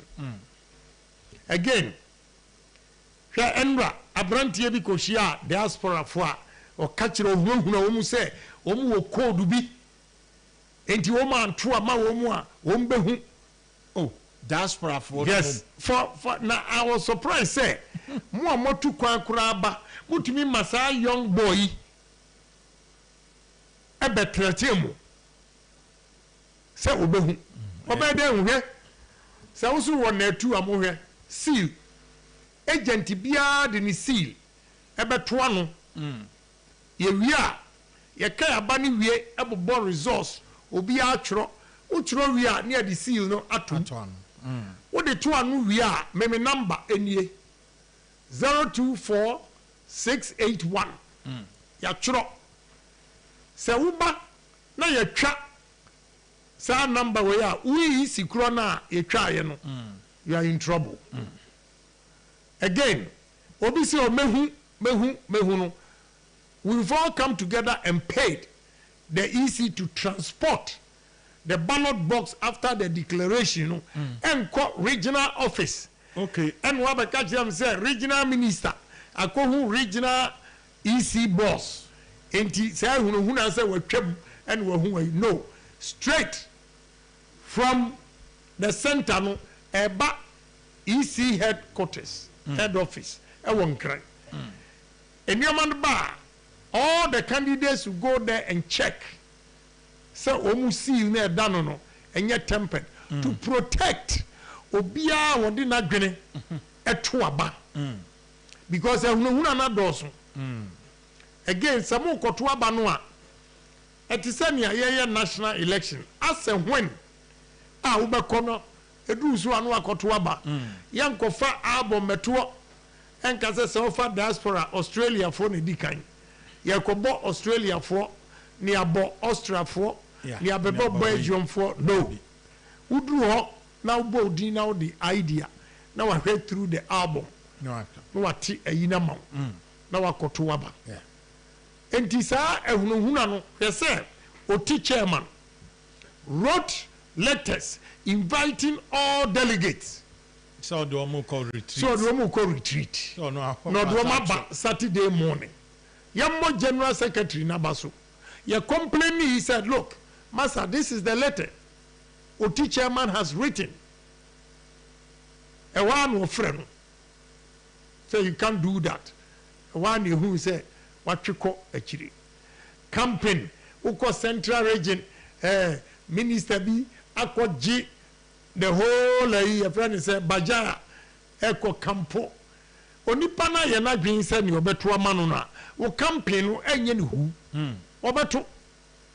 And politicians we don't learn. Me I'm not going to camp anybody. Ompewa upa man 100,000 obaba betu atia and the mesro omu say hunu say internal politics ya ye a any the way ani pa bi ehunu ani pa nti yakọ general election mo betimi ehunu NDC for ne Ghana for sa mo betimi amontimi yes so, election wo kroma yeah election so nti mi hwe wo mo ne akaka binsam wo mo ye because any pa bi hye wo mo kutupa se wo hwe atefa young boy kurukuru sa threaten America for diaspora for name nwa said they were also panicking. So what? It has gotten to that. Atefa e hwaya we party ni but because obisha na chinti and wonye tumi eko invited diaspora force omi enkodidia or no put threat on them. But say and here yeah, Atefa, I've mentioned his name. They should stop what they are doing. We want unity in this party. My regional chairman, and I'm a friend, or London. Okay. And I'm a friend. I'm so Central Regional. I'm Central Regional, and also Debbie, or my, now check up, be doctor, so on your eating. I say, oh, a year pass who are from you, Mikrami, Garin coming back from when? Yeah, the security report, you're from me from Ghana, said, make Agyapong. Me the talks across Central Region na de no kra woka wo ni ti ni na so say obo baby e ton cars na chi oh make I din me won say me hu din kura bo enso yesi makofa nkofo me de wo mo ko Central Region si ekoyede o efe wasi mi wi a ya ka kire security say me kere Japan me to Sukura ana Sukura so Sukura e okoko mpachi ho aha yes here Sukura nti me makofa nkofo free Sukura me do mu ko Central Region me Sukura nkura me nim ho enso ya tumi afra papa no a won tia po London wo gwari anopa a complain ya chese kana Japan ko fact talks from Sukura na me de wo ma ko Central Region atie ni o asem nti minti asiesto na me metuma ba wi a Chairman Bute Dankwa Smith ono so betuna ba wakra na wotu wi a obekọ Cape Coast na me so ma kokumase na me yare me de talks no be free Cape Coast akokumase ana minti asie na me de wo ma ko ede minti asie papa no dwodwo no wo London no ya frɛ no ɛyɛ complain we ya kyerɛ na enko wo be frɛ me ɛna me se me frɛ no enti asem o kan se na the way a wo mu si ya politics say ye wi a ye be dey na ye campaign very strong words asem a chema kutin kan se the way a ye si ya campaign wo Ghana MPP ye wi a enkabum pa ben ye betimi anya e dia ye campaign e na me di phone to so ehunu no doso e doso mi hu bi da se nipa bi o wa ase we ni president obewu ewu o ba mi ka chirom so mbeto your party mu o mu so ma yo ma gini se obi benya 70% we wi a whole over 200,000 people 961 Ekuonaba now when you 70 which is 700 people you utimi beka kire MPP for say ye wi a yemfa banama obi a wanya 70%. Is that the constitution? Dabi and that mesre wo mu ma asomdwe mra because ye wi a bakofo entimi enwini na wo mu di say nipa na chi nyina no me woka nipa 1000 ebomu a manu odin Ghana for betie masem a chese nipa 1000 na edi na chi no ti wo mu si ya destroy Agyapong ya destroy Agyapong wo mu nim se wo mu tu wo mu se no ko bedru baby wo campaign na we akra wo guilty conscience intino wo ntimi kra me frame what will be the fate of the party and yesra wo mu ehunu no edoso my mo wan say Ghana MPP obisiro nipa nyankopon abono ya wo no ya nyem no bosome nkono wo se wusuro no how sikanti media minsuro bia meka no kore meji Ghana si ho ubehu se memese meji Ghana asi ho meji nso Ghana fo beto aba mame udi nchini di meko upetu asika wo heaven super delegate na tu asika uduru ase ho nso akoko tu asika na wo wie nso asa akọ Ghana wona mana chesika na wutugu NDC die no omu fansu enyansa oba bi na ogina kaa so en wo tu sika gu candidate no win kra no wantu ahwe. There should be a lesson to delegates any Ghana for office wo manya sika chinchina wo mu force nipa baako hebinu na etwa nwom se be vice president no sani anu mu ye nyina na vice president baako mu padi nipa be 17 nipa 17 ana mo ko pe vice president na bi twa nwom o ti ase Yankuyanim. What the wabo party executives are national executives and election committee. Oh my idea pa. But regional executives, you know, especially some of the chairmen, adio moyeno, and what the future of the party. Omunya obi anu onto naba. Here we are. Here nyina ya kabom. Na party no hebed ni dia but ye beko udi ase enti mesra omu mi anya one but wo pa for all the 16 chairmen ejina ho say platforms na menko abani omu yenkasa ni ehwe no obetimi agi votes ama MPP. I'm challenging all the 16 chairmen yam from one place ni emfa kana Agyapong nyira one place ni yenkasa nchira Ghana for ni ehwe the people and now the person Ghana for betie no enti wo mu fanya suade na mo ma unity emra party nim ehunu no doso na wan nyina no enipa bi hye wo mochi na epia wo yodium emwoyen. Yeah, but the most important thing is say national for no they are determined to be fair. Yes, enti ni America kire delegates amokoto abane say mesrem obia emfa hu regional minister any control regional chairman any control central region say election committee member umdini ko rep umdini ko honorable Alex Markin woni pass 17 regional election committee na yini pass 17 one person be abeko one of the polling stations. Okay, na wakohwe womu kura no womu ndi absolute control on the EC and the police.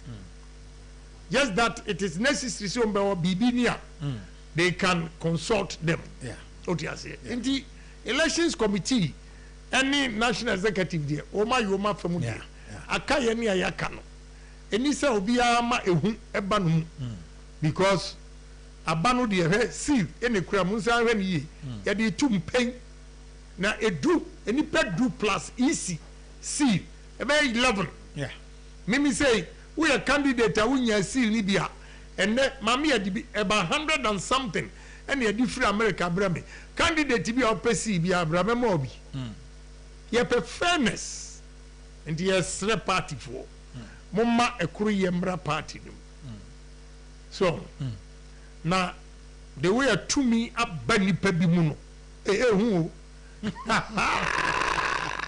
yankuyanim yansa anko but you can party asemi last week because I'm Ohana MP by or a former MP also on the memani meka a drew election so dear na oye dema MPs niema wo chiche wuya wa musika and the crowd you person meboso kura oh but senya record no nyo mo nku nanim me the last time I free for su okay ko program now wo fa ho akopie Eastern region on say nyina tu e ka e tu am from na ma bre o de wo nko ana ba ko akwaje party fa na me ba but anu nyina nso esese party ni bi te na she nin crime because Say bia obi na won hu a obi oye polling station de ohun say wo free constituency we gya ho na won so so kɔ ne constituency akɔ akɔbo anti no so ana pese hu say a den na over the years ama akɔso aye saa. You see, say me pe party ni ye, me pe say ye winning, but ma me kasem chiro. They don't see the importance of Agyapong. Na me ti asem bi na me nim say saa no madwene eye wo mu. Say saa no madwene o man can may lose a lot of seats. Because you know why? Asem o mo kan ni say oh Agyapong or kasadodo or nko anu aye contribution this time or power ye manu me contribute. But I went to National Executive Committee meeting and send me a course, then I decided to help. Now it's too late. I campaigned for 17 candidates, 16 apart from Akotia. Amen winning. I won all those places. Yes. Yes. Now out of this 16, no.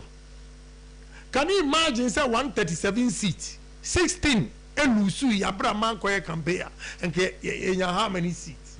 That is what I mean. Say cemetery asem no a and can concentrate wo me constituency. Na go mu lusu. If he say sa adwemboni a o mu fafa me hu say ma me nyɛ yi. What you say? But me and your family dey here dey. Out of the 17 constituencies, me see apart from Akotia, I won. Baby am na see bia.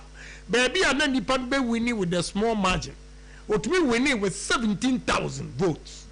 From 4,000 to 17,000. Your campaign can acquire now the resources. I give resources. Like Farouk, me man 20 corn mill machines.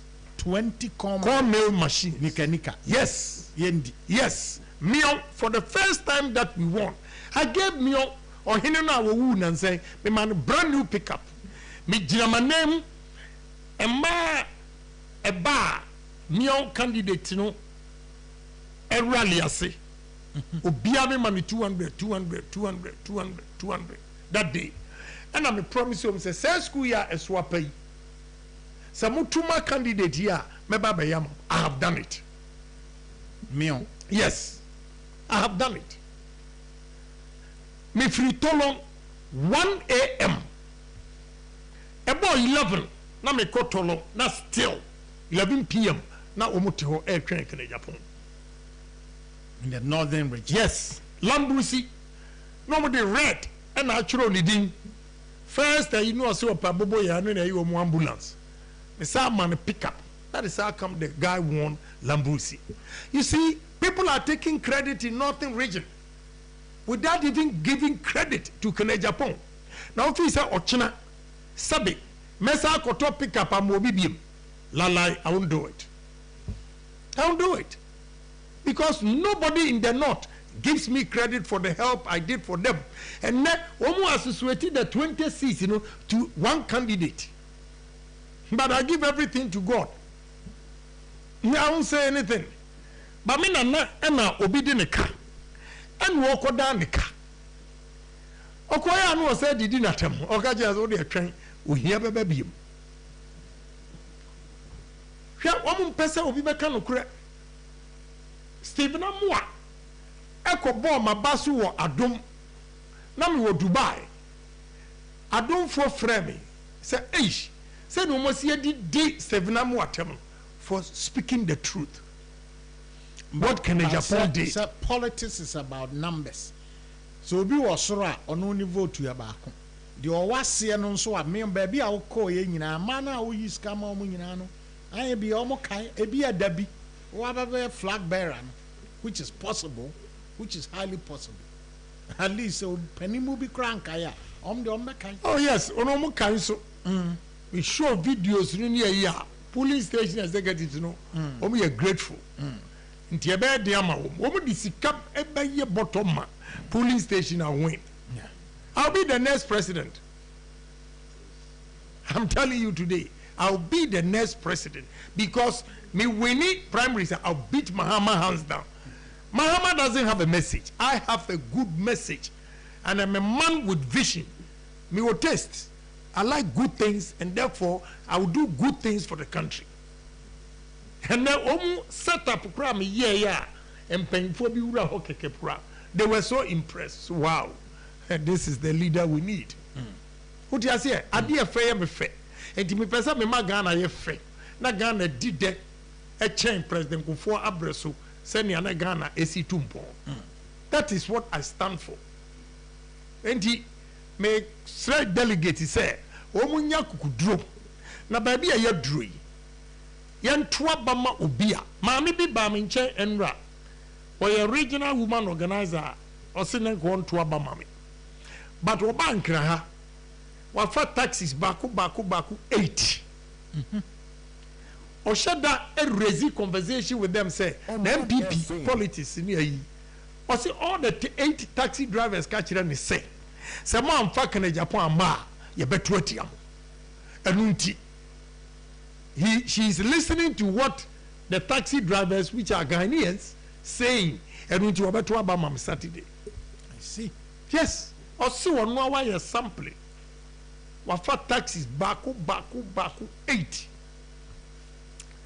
and then mpanyinfoɔ bi nso ka kyerɛ m sɛ ɛyi na adeɛ bɛyɛ na adeɛ ayɛ garages foɔ everybody is saying sɛ wɔamfa kana Agyapong ama a wɔn nto aba no because mmra wɔn hyehyɛ mmra sɛ yɛmma use cars ɛmma Ghana ha MPP foɔ ntie no obi bisa me ɛwɔ ɛm sɛ diaspora platform bi no mo interview me no say dear pa na ma yɛ MPP dia ba enya ma criticize metimi ama mo yi afrim no kura ni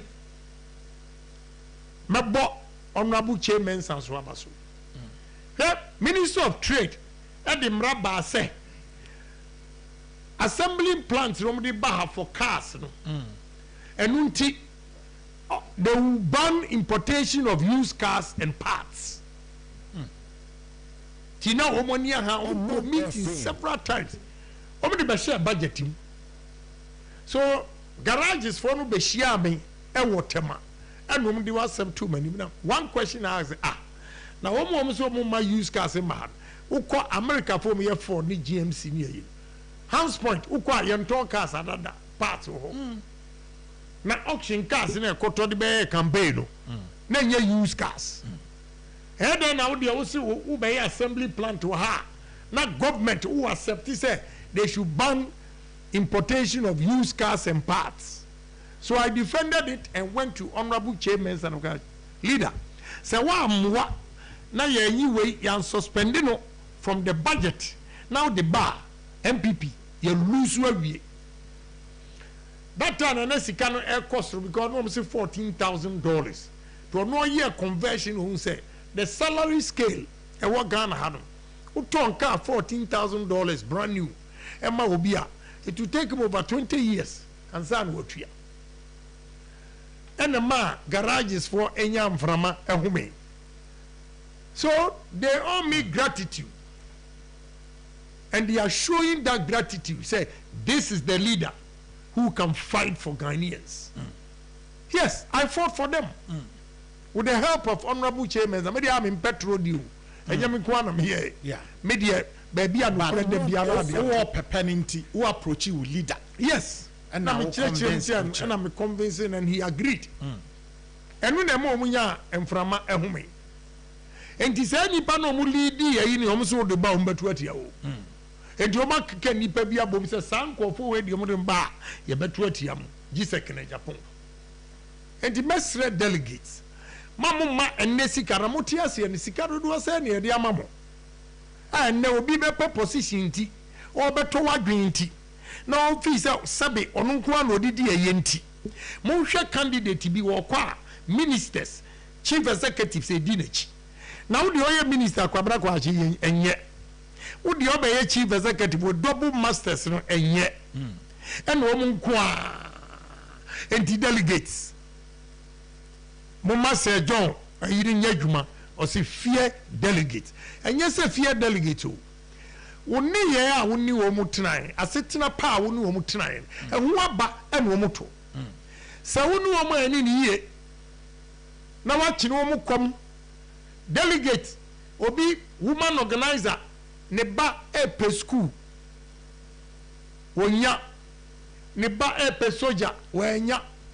And be an MPP for now, I say a ton positions. Emma omu ahu say. Na what opposition amano na ne bako police anase soja. Edie ben e na person onye emwa party ni biem. Agyapong has been speaking in favor of these delegates. Yemwa womu. Na omu nim se emre bi beba o meko kubua konta. E wo mo dwuma wo ma ye ho. Enne na emre na du. We di mba chinchim ni pansa. But 210,000 a yekoto aba. So chinchim obi ansa. Ubesa akohia Ghana fo se ho nso betumi chinchim obi ansa. Ti mumma yentie nia e form 4 kan delegate. Mamma yemfa sika ni anim. Mumma ehunahuna bia e mam so. Na mo nto aba ma onipa Ghana fo ayo madwen se ba bia aduro idie. NDC fo se ehia obi ti se Rollins o kanokore. Ghana fo bi se politicians aba president ebi lawyers ebi economists ebi soldier for this time let's give a businessman opportunity also to rule this country and we see obi say his philanthropic works on my ordinary MP hwe adoya wo ye money man Ghana for Makoka Lebanon I paid the money for over 1,000 Ghanaians to come back home. Kwabena na minyim ya metimi diskana yo. But onyonko da no da. Be share baby video no baby omu guo Lebanon. Obi a watu kwan na wo sa brese. Na wo si wo sika da ho. I went to Despite Ernest Tibonsu friends I contribute to it. It can be $200,000. The last one, 150, and I'm sorry, 50 count. I have 400,000. And you're a Minister of Foreign Affairs. Yes. And you try ticket, Emma. When you are Ghana for no air, that is why they want to give me chance. Oh, share a new man, maybe a bioha. Every I will have some. Yes, won't win any pardon, Benny was a not working. And talk up from everyone not working. A failure, yes, a quabana, yet mean to have work as a car. And not publication. As I'm any Nabia agents. As I'm any Nabia. Now one of my head must I can any part of I'm saying. After there, maybe I do. Oh, Tibaru, you know, there is a brush door. Yes. The delegates in Amnemo Casa. Me wait there, Uchu Mutai, 5 from the count. Okay. Then November for one of new Mukase. Okay. November delegates Musha Muma Mupe police in immigration soldier Moyanhu and Fantumaba Musha and Moana here Umami Yari now be antimia Mua Sha Ejuma will bury school or pen one yabi any a suma was some party Amabati a bapawa and no waba and a wokotui.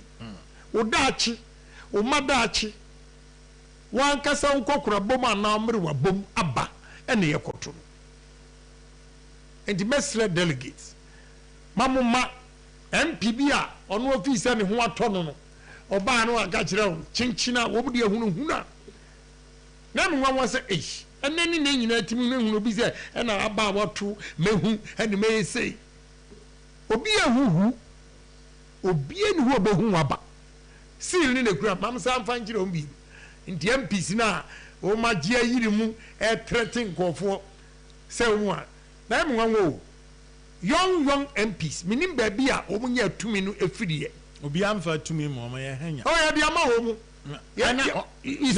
the tumi no e ho the political party no e wo base but ba bi anjo base no ubedru ho but them painful be a omu ministerial appointment ye pesi edi president ye pesi edi vice president and omu she omachi and omu di atem party nso nya ni pa ba who dey say na me make am jiro adakabra before say me be contested be boarding say me contest oba no tumi fu baako was basa and na Ghana for ni ati and you don't go and do any dirty campaign uyasa you will lose obia all kanipa ho asemwa no Ghana for ebufu no so focus on your campaign enioma amaye na meka unso aye bi akan na fani amaka na Japan contract ya money say enso mo MPP fo aduma ku ba fintie ni yi se obi enya adwuma kura no ntumi nya mimi timi boa no financially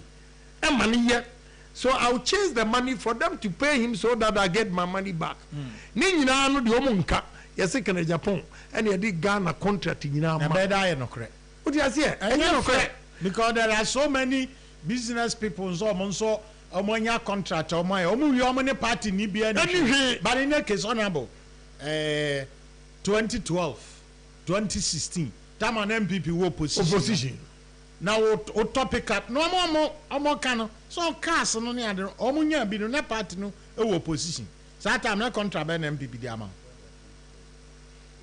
ebi bebre nya bi so ye ministers o just say ayro and just young kwanim let's talk about vision. Yeah, let's talk about vision for agriculture. Me vision because for tourism agriculture.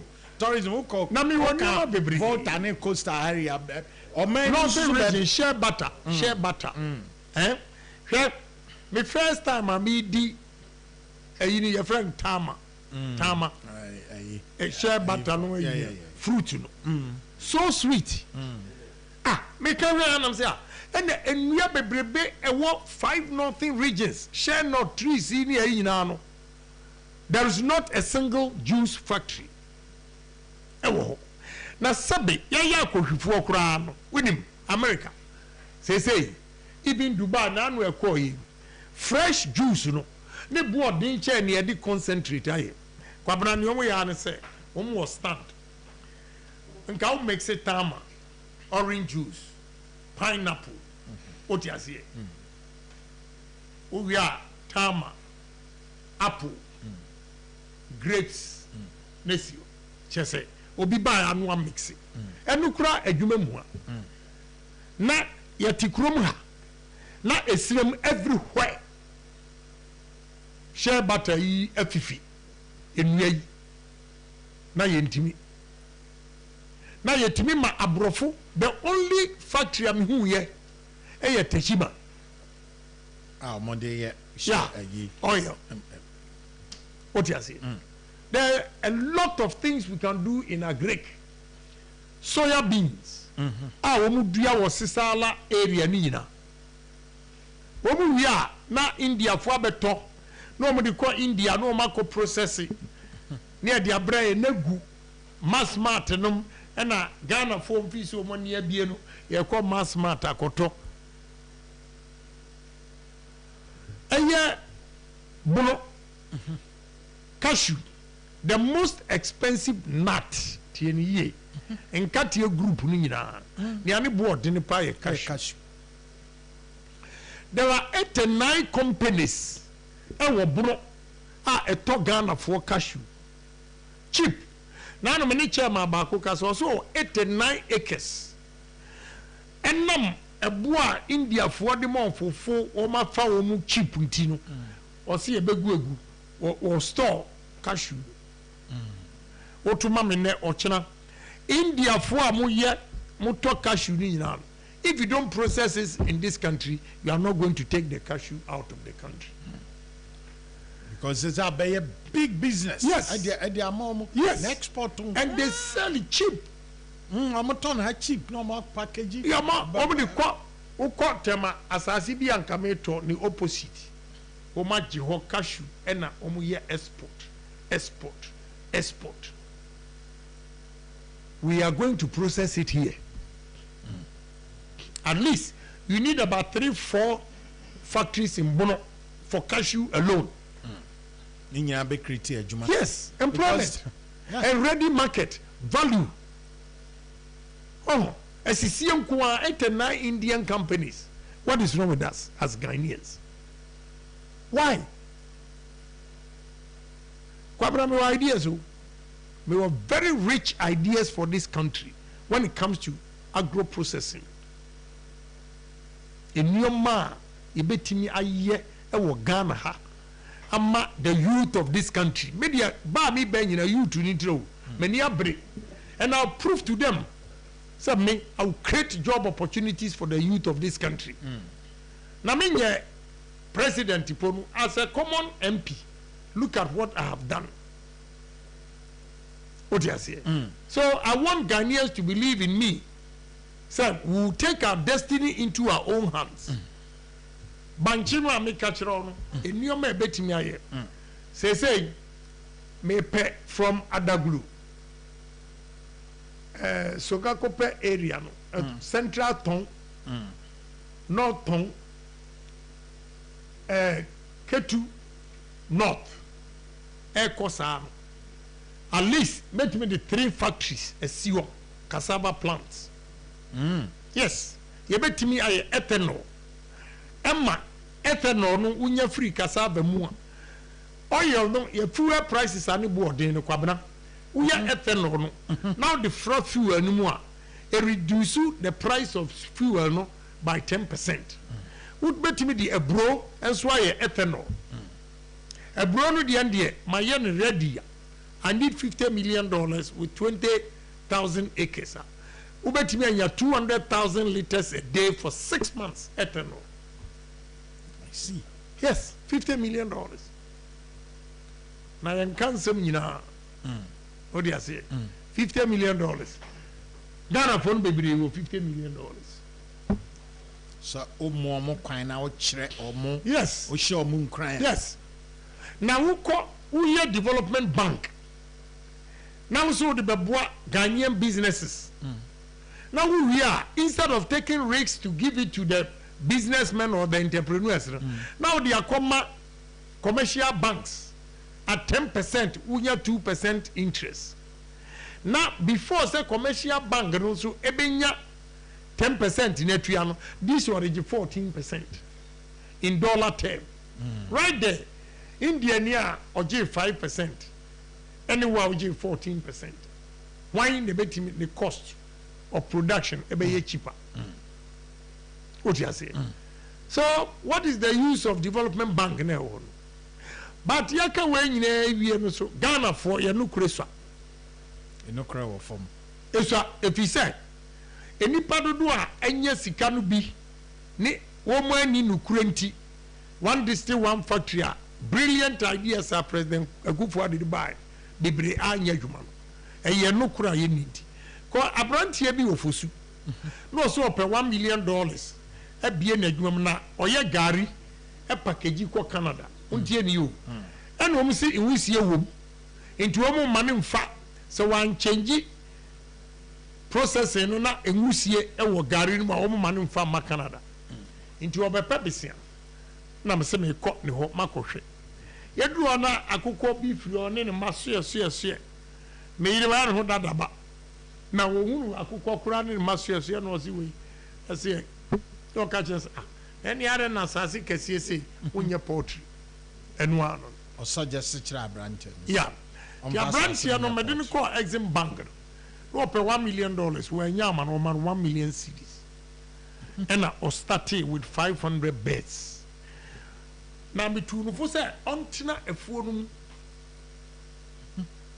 because of chronunti ontina efuo me nyonko bi e friend Joe collision wo poultry e wo potting kwa iso about 3 times bigger than me krom ni de no onu tumi nya about 270 crates and nam say oni krom handi boy no eti ne farm ho no and then from 500 2 years ago and then or 570 beds Otuminya 570 crates. Yeah, crates.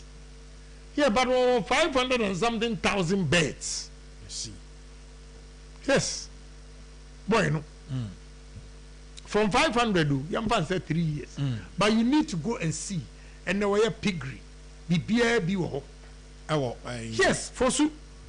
A day where you 500 and over crates are a month for your binto. Now that be a me fears, they say, Kosuyam power, one way I'm a grammar, bitie, you were in a bar, and it's a big Kosuani pea. Because no call the Kosiana bar, New York, minima de oye. York, Shemutu, Shemutu, Uba Bobby and Shim. For so, a dubia 50, go and see what I'm talking about. Say ma. See, I didn't cry. yɛni ankasa yɛho yɛdi nukure na yɛanyɛ short lived na yɛyɛ long term sɛ yɛyɛ adwuma no ha expanding na yɛbɛnya sikafo wɔ Ghana sɛ the exam wode no kɔ yɛ onya 1 million no de ayɛ yes it is yes this exam ɛwɔ ahoɔden no na yɛbi obi foforɔ 2 million right yɛma obi foforɔ 1 million na ɔdi nukura fa nukura no ka ho nukura ɛnka ho a okay yɛma no 10 million kura ɔmfa nyɛ hu obɛdi okay hwɛ obi yɛma no sika sɛ ɔmfa nyɛ adwuma no capital no na ɔde emu bi si dan how smart are you wofi sɛ obu obi kwase ɛdan wobɛwie ɛdan gu cantonments ne maybe dan 10 apartments 3 bedrooms 8 na 2 bedrooms 2 enipa nti meyɛ nipa nhai ɛna mde asɛ guest house obi a ɔbɛ biara ma mena akɔda hɔ enti wo de bia adwuma ɛna wofra nipa ɛna sika kakra brɛwa so at least ka de bɛhwɛ half a there are a lot of things we can do in this country ebetimi ama Ghana a move and that is what I stand for emu ma survey you know northern it starts with B Ekuonaba and na ukọ Busa north and south emu hwɛ odum onwabu odum through UN and we call Nigeria ekọ kyerɛ omu emudua and then oma banning importation of rice in Nigeria and they eat their local rice. Ghana have local rice ni boarding chair imported ones. Why? We have to check no boarding. Yes, exactly. Inputs no boarding. What do you say? And na omu ntumi nye efuo no kese. Sa $700 to $800 million a year importation of rice. Another $700 million importation of sugar. We can stop it. Sugar cane say mamimra so open ideas mamobi. NDC are fairly, MPP are fairly ewo Commander Sugar Factory. You know why? Debbie. So who call Atebubu Amantia? Anyway, any experience in free Commander Sugar Factory. Because Kambuza because only Mr. Pompeo President Kufuor time. You call ye sugar cane be war. Wow. Commander compensation see so anom di jakotum. Eno na shiefuo na ema ye move ma pran hene ema ye ne ye de aye cassava starch. So person sugar no eye yia. Ghana ha we are outgrowers to feed your factory, you lose. So you should have a nuclear farm. So you see, upe sugar plant. Na muamo tumia ye 50,000 acres, 100,000 acres. The assembly common farm na. Omudi ya politics na mitise uka huasem. Sa assembly common farm. Every assembly 1,000 acres of farm. 275 assemblies will have 275,000 acres. Do you know the number of factories we can build? The commander Cape Coast in wa assassin ye good for Ahwidian. Na aban no ankasa ana company kro na ankasa aye ne nuclear farm. Eno na outgrowers no ehwesoa. Wombenya courage o se man fa kwa amna anto a ma yi ne besai and now once the factory is there me ye nam de kwa me wo atofo but so who kosi sugar plant now we rely on outgrowers now one can just say man 80 cedis per ton na net transportation from fosu what do na hwede no eba ayi commander hon esen ana abura asebu kwa menkasi enu odua na hwede no de ba obaba no waboka enu nti na me say MPP so afraid so if you want to do the sugar planter you should have a nuclear farm okay and son outgrowers. I learned my lesson from Fruitland ekutuo no wo yankumase no problem ayanya bi no say outgrowers no ye kwoti omuti ekutuo no na yɛ de truck kɔtwe a ɔse akutuo na ɔse sɛ free na fuo no mu de gu truck no mu nyinaa yɛntua ka ɔde ba yɛne yɛde truck koraa bɛtwe no ɔse yɛntua ka ɛma abra ne nti a mema yɛde factory ni kɔ na meyɛ campaign na mkɔduru baabi na akutuo no egu kwa ho aporo efisɛ ɔmo so ɔmo tɔn ma Burkinafoɔ ɛna ɔmo ama ɛna meyɛ sɛ kutuo ɛso wɔ ha saa deɛ ɛbɛyɛ machines ɛde ba yɛ so sophisticated sɛ asen the whole central region ɛbɛtumi aprocess central region akutuo no nyinaa within a month tini yɛtumi kwaa kɔduru Tepa Bashanti region. Yes, and you got to kutuo to feed the factory. What was that? I mean anything. So my experience now, Atebubu Amantin is doing well because Yeni Ankasa and your tree of 30,000 acres. A tree of Banchina. And I'm more feed you and a fay outgrowers and also a Eba. This is how we are going to use. We will make sure, say, you are running assemblies as business, and there will be a challenge every year. Awards will be given to the best assembler. What district assembler? Yeah, district assembler. What you mean? Farms, so you can say, a feedy, and now maton and yesika. Instead of them be relying on common fund 6 months in a Maya, not DC, what you MC now, no. Okay. Another young core technology. And so because your baby are my Bruno's. Yeah. Technology. Right? Boys no be a while. Now no boy be bad in chain. May a negative intimate pain in no mind. But sa boy no who china shedem Emma wa yenuma in technology and nyoma obetimi ayen. Yet we don't like our own. Dr. Thomas Mensah.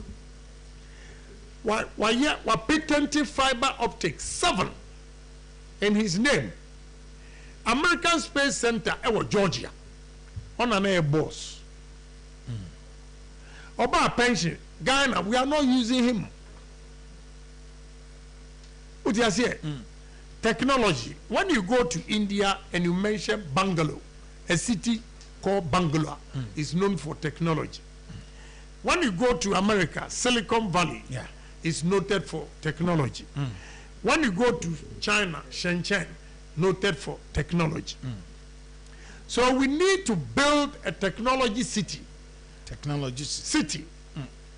Say Dawa say between Winneba, Apam or whatever. Whole city, technology. Okay. Vice President has done well with digitization, but we have to move a step up. Okay. Building our own softwares, building hardwares, and also selling, and educating young men and women, encouraging them to go into IT. Because India, when we are good in IT, and the Silicon Valley, etimi visa, employment, bibia, emma womu, koye juma was Silicon Valley. Ghanaians, we are capable. But we need to encourage young men and women. And your man, Ghana, for to me, we have neglected them and they are struggling. I will empower those people. What do you say? We have centers. And then I'm a many Ukraine for me. And I call me steel plant because I'm a billet. And yeah. Now, Udruwa, everything you see, Ghana for no ashishe steel plant kasi. Yes, Ghana for na ashishe nina under the supervision of Indian engineers. Omujina no chance so fawisha. So now fawisha nina we know. Akasi ni akasi be build machines no ourselves. So we have to encourage Ghana for betimi aye magazine Kumase, late turning machines, we have to bring it back. And in the next 5-10 years, we should challenge ourselves, cars, not assembly plants. because many guy no a ɔyɛ general manager and as a head of VW no ha no many ne kasa ɔka kyerɛ me sɛ engineers no ɔmo de ɔmo fix ya nyinaa ɔmo from Coco Company Kumasi magazine yes he told me. Yeah, he told me. So why don't we encourage these people to become good engineers? I'll bet me manufacture cars. I'll bet me manufacture machines. Yeah? Engineers are the be office. Any dear power. Engineers are a good steel plant hair fixing machine. And them the new guy biaba. Mechanical engineering, water system, Sibia, or build a cooling system for the furnace. I've been Tina. I was a typical for engineers from India. No matter fixing machines. Why? We have to build it. If you give Ghanaians opportunity, they can do it. Yeah. So we are going to give them opportunity. Engineering. And so, because you can't do away with technology, say IT, and you can't do away with engineering, especially mechanical and electrical. What do you say? Mechanical and electrical. We're going to promote it. Mechanical engineers and electrical engineers. We need them. Yeah. As a backbone. But say, your America crack, my person, be open 4 lines. Mati. Say a good mouth there. Utie Bowling Point, Oman 107.1 FM, Ash FM, Ewo Kumase, ane affiliate stations, Nina Aka. Encha cry, be my home kwan, ama onso etimi afre, na wode wasem bisa, ana o comment aba, mo amodi emails aba no de dawson, papa. Dawson, enti, ebehwe ekwan a. Agyapong Honorable Ken is the right person to take Ghana to the promised land. He has great vision. He is bold and truthful. I hold master's degree and I have been a member of MPP since 1992. I've been looking for a job, but we are told to apply online. My goodness, Honorable Ken should come and save us. The poem Badu, Hafu and Kasemu. And Udwe Eba Opoku Boachi. I personally saw what he did for Madam Osla when we were in opposition, especially her Ford pickup for her campaign. We OPK from OTC and Ode Ebaye. Obidia the strong one. The so-called leaders who are now enjoying in the party should not make grievous mistakes to impose any other aspirant to NPP apart from Honorable Ken, so they can enjoy still. What a highest hypocrisy and selfishness. Okay. Mama Bibia emu enye boko Collins Granting also for Kabuna. Good evening. Thank God for the life of Honorable Ken. My name is Gold Coast. This is the man we need in this country called Ghana. And the super delegate should vote for Honorable Ken. Thanks. From Old Ashaman, Abloji, Ena, Wadiwe,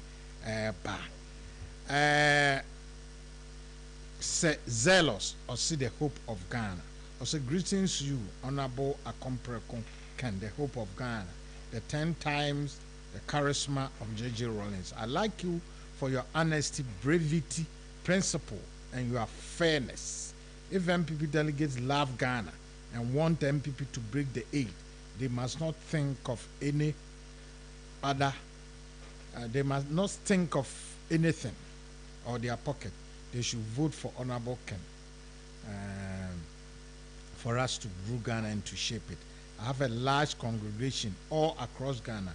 They are all under my influence. We are all ready to see Honorable Ken as president of Ghana because he's a disciplinarian. I know with Honorable Ken as president, discipline will be practiced in Ghana and the system will work. Okay. Peter Ochre Adan.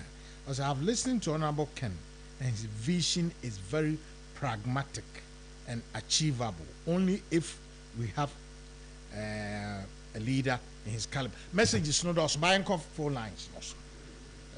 Ima, I'm sure they sit here. But offer now about this offer free outside Greater Accra now say a year.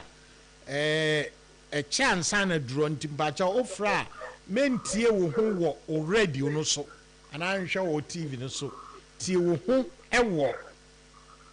phone now offer no so and tie phone lines. Empa fa calls ni be honorable besada. Hello, good evening. Yes, I forgot to. Odina kan wasem. It is not going to be yado. Because that's really long. Pacho yetio. Isi sabe osuga tima. Tele di sinya me padabra. Na because we just say sinya me e advise the candidate ba. Ye the same before. Maybe they know. A problem is what they have. Now, maybe a person back on the but the missing chapter candidate, so as a one from us, some the man on to the friend. If I can never find the other way, we'll do go. But that's it. Yeah, that's it. I said, Diana, disabled phones or by a mom. Hello, good evening. Good evening. Hello, good evening. Good evening. Bacho Udina Wakan Wasam. You're very good. I think Bacho Kasa. You better give me the tickets for the ground tomorrow. I'm looking at Agyapong. Me, so now I'm been to about this year.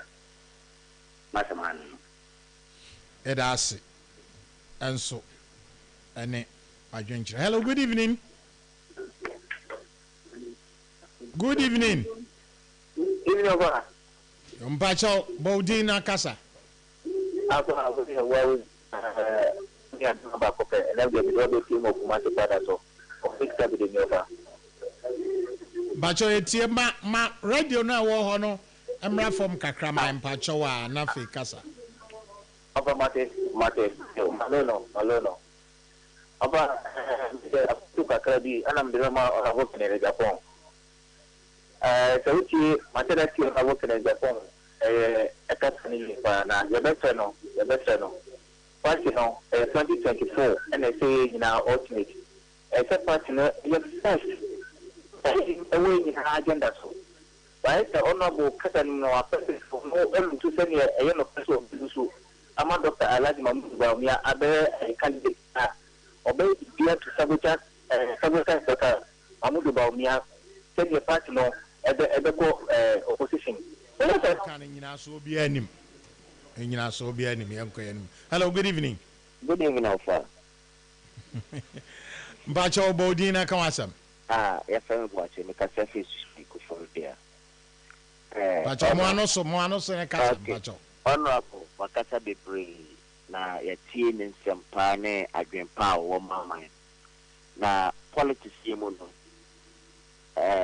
mafia tactics ne adeɛ ne wom etima ne nsɛm bi a yɛ a wɔka no monka sɛ asi sɛ ɔno nko a but ɔnka na asɛm no abɛntɔ nkurɔfoɔ akoma so rather than sɛ ɔka ɛfa bi no ɔyɛ right but ɔnsɛ ɛnokora bi wɔ hɔ a ɛyɛ na ɛya na ɛyɛ kuo baako se o yetuma no na obelidia ensem bi wo hwa na wo kan obetumi akasa ansem ma so far as a na no mo friend se ekoba so ko on his way a nsem bi a wo kan it will be eniti no yesre no ontoni down kakra wo ensem bi wo hwa a eya wo twisu no against the opponent ni mu bi no bedawase that's and so eno adwenkyerɛ 0245 638 748 0245 638 748 and 0508 346915. Hello, good evening. Good evening, sir. Bajo din na waka wasem. Bajo maone so kakra ne kasa. O kasa che nipa bajo maone so ne kasa. Bajo asi for so be kwaku sika wa fudi osofo. Bajo yetio. Yeah, na honorable so I say my proud of him. To be more than again, it is say yeah, you see when soon. Na mi akasana ebe enshato so. So the big Ghana any. It is the GDM type of you see the BN wa to see the point. I say on come today, you didn't have your delegate. Na mi say na ya duma on the 4th to the 3rd and 4th maybe na mi adum ti the other from Boko the Michigan. Just say you subania for Bofuni to chain Ghana for Bofuna do it's a Kumatim Kuzufunya on Abuja Mishra Yaminuba.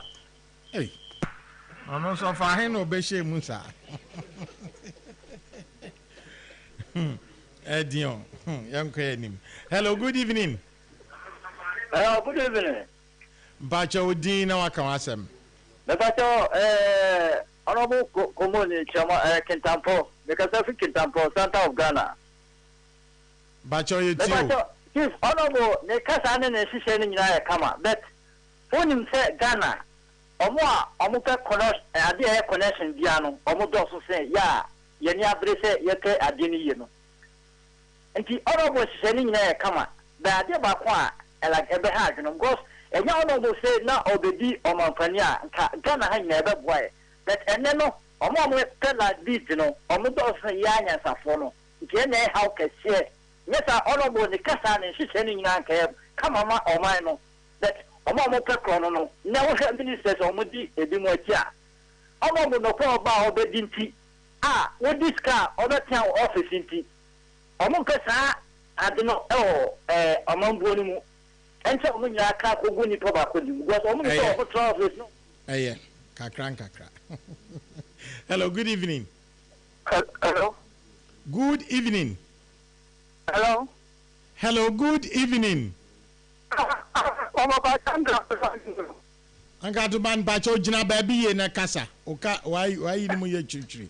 Anga to ban kasa itio. Hello, Anga to ban bacho kasa. Oh, sure. I'm sure I'm not going to breathe. I'm sure. Now, Honorable. Would you be living in a year?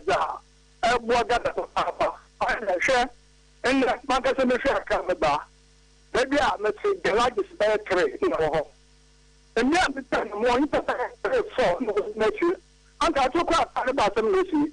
So, Mother Sibyala, Yamabe, on Baba Sibyala, Yabako. Lucy, and go for going on this far.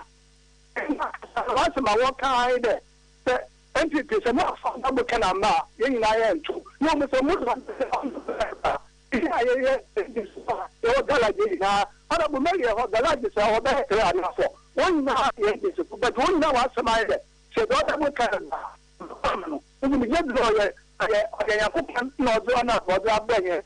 Only the master delegates, 1 million hours, your front on a book issue. We are the talent of Bioman. Let me show you. Yeah, that's it. And also, I drink 0508 34 6915 0245 63 8748. Na also for drink. Hello, good evening. Good evening. Bacho Odin, any baby Africa, and I saw Odin, I do ask some to us. But our friend, I'm not really going to pass him. Bacho Yetio Casa. I need you who up to Mammy and let I meet you honorable. Honorable, I said, you came Martinez and but said, very good in now the young. The two Abanika Kedia and Kebab wise because she know a year phrase and two Abanity. Yeah, but go down to the delegates, Now, only the honorable count. Now, honorable cancer and some of my who said, so, oh, man, it's needy You really Oman shame the sense. And then walk out see you the man lawyers, you the man educated, you the man did the so no. Oman is a continue from my business because I what down no your business no. I know you want something near man have all this one coach here. I know something yet. It is a the honorable king. Nanka said, Oman engineer the real chef of paying near the idea chef of paying 94 per se at Twamano. Now, I'll be this one was I be the Omanfm or my man can say about what because yeah, no, politics, we said the near to. So, number 2, I remember with Papa or what you so I didn't be my Oman and see me bonfire said, and come in a dream come. No, Oman Koyetica, so beside some of you can grab him, the honorable Kaya or Cassettia, even more but say ye, see the Paprika, near you have a man bit Malcolm and Medasi. Yeah, that's it. And I was so I drink. Hello, good evening. Bajo Dean, now come on.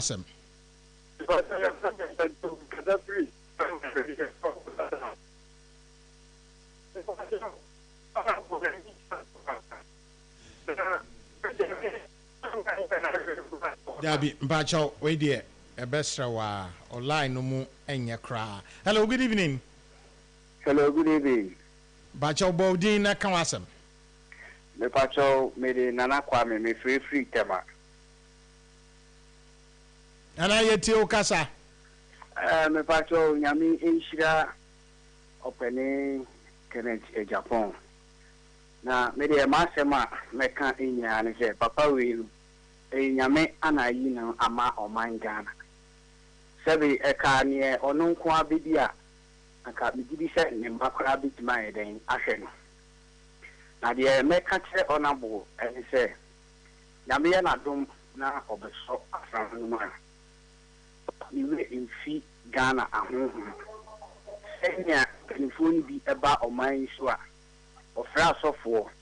That was fre malam for not omoja traditionalism. Yan can we say Ghana or mine will. Or Maya yan anonymna a gay Ghana mine. Yes, sir, honorable say or bar on kai or bar the no any buyer no now on kai the gods of the land are a war assassin we see so now independence being dra or gunsa iron our nani obey the answer on the hand ama the obey be an in Trimopunia abaso yami in Shirano. Yeah, that's it. Yamin Shawn say of free Nipano. Liar drop. Hello, good evening. Good evening, boss. Yo, Mpacha Udina Casa. Your friend is because I think of Udia. Honorable, may fasting a man of fire, and the one of power.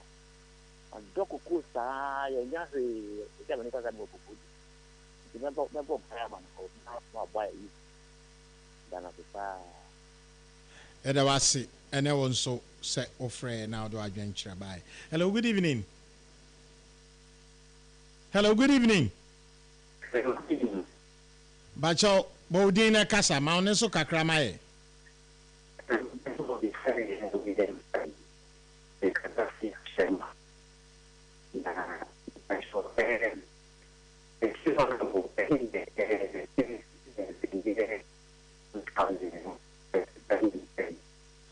Okay, yes, so what the betche.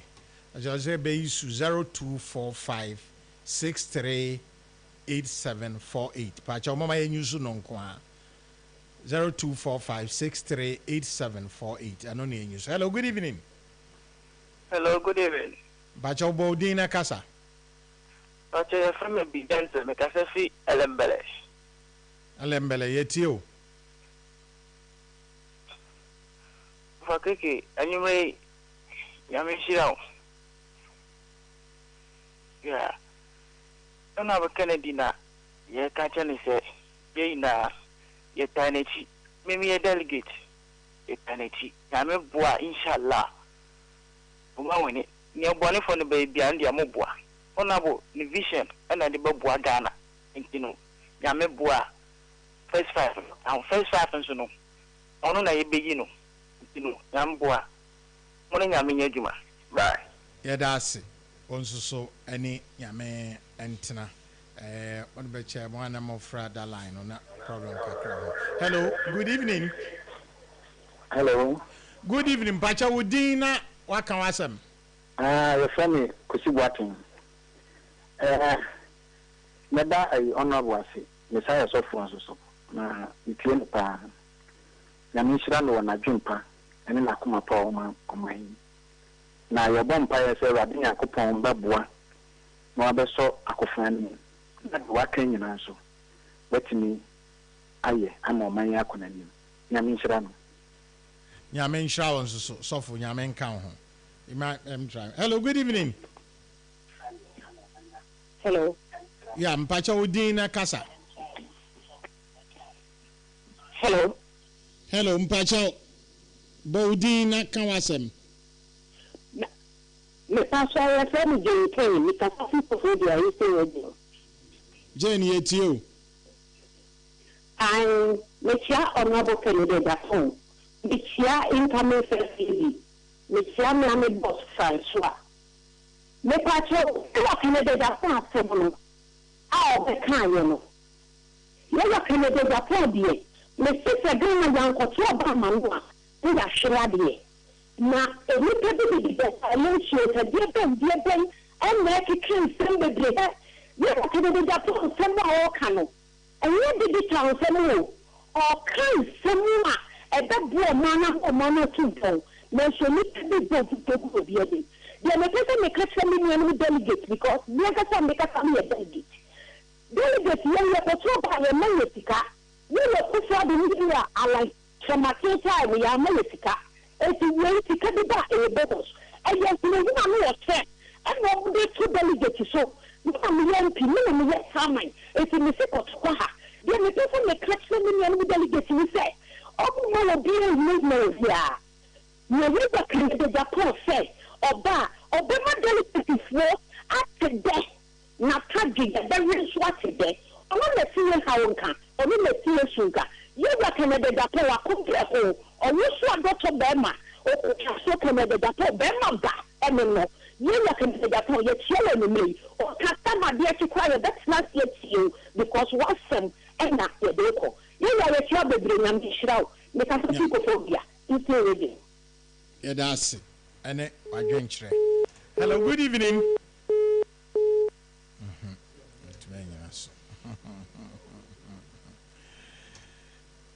Hello, good evening. Hello, good evening. Pacho Bodi and Wakasa. Pacho, your family Williams Paddy, Mikasia Shama. Pacho, it's you. Pacho, in person, this Captain Kakache, honorable, nothing, and I don't know where President Wablayo, many disabled, 2020, no. Minimum winning best disability from all the year, Washama. Na ye disables na ye try say the boy the diabo ye hone o mine na din say ye pemwa yenya o de mu akwa ko 2 billion more person of you because of so say e bia because of disability in discuss show mu a o nya return to say people back campus of load e dia support to project na no so din it say me pa honorable show e da band ye beto ama no na me yadom na obey president on dan na me hwe ye disable for ye so ye boy ye hu modern se ye nko na kwa ho ya srade na ye mfa ye ni nko obi so se ye so obi na amaye bibie di mo yan kasa be ye bibi ye dia boy ye nti we ni ma de se de kaka me de to na yeah that's it say honest the second disabled person afron so busa say e de nhihye ye na honorable ewo mama entie ode Nakishila Fire. Big brain on the beats.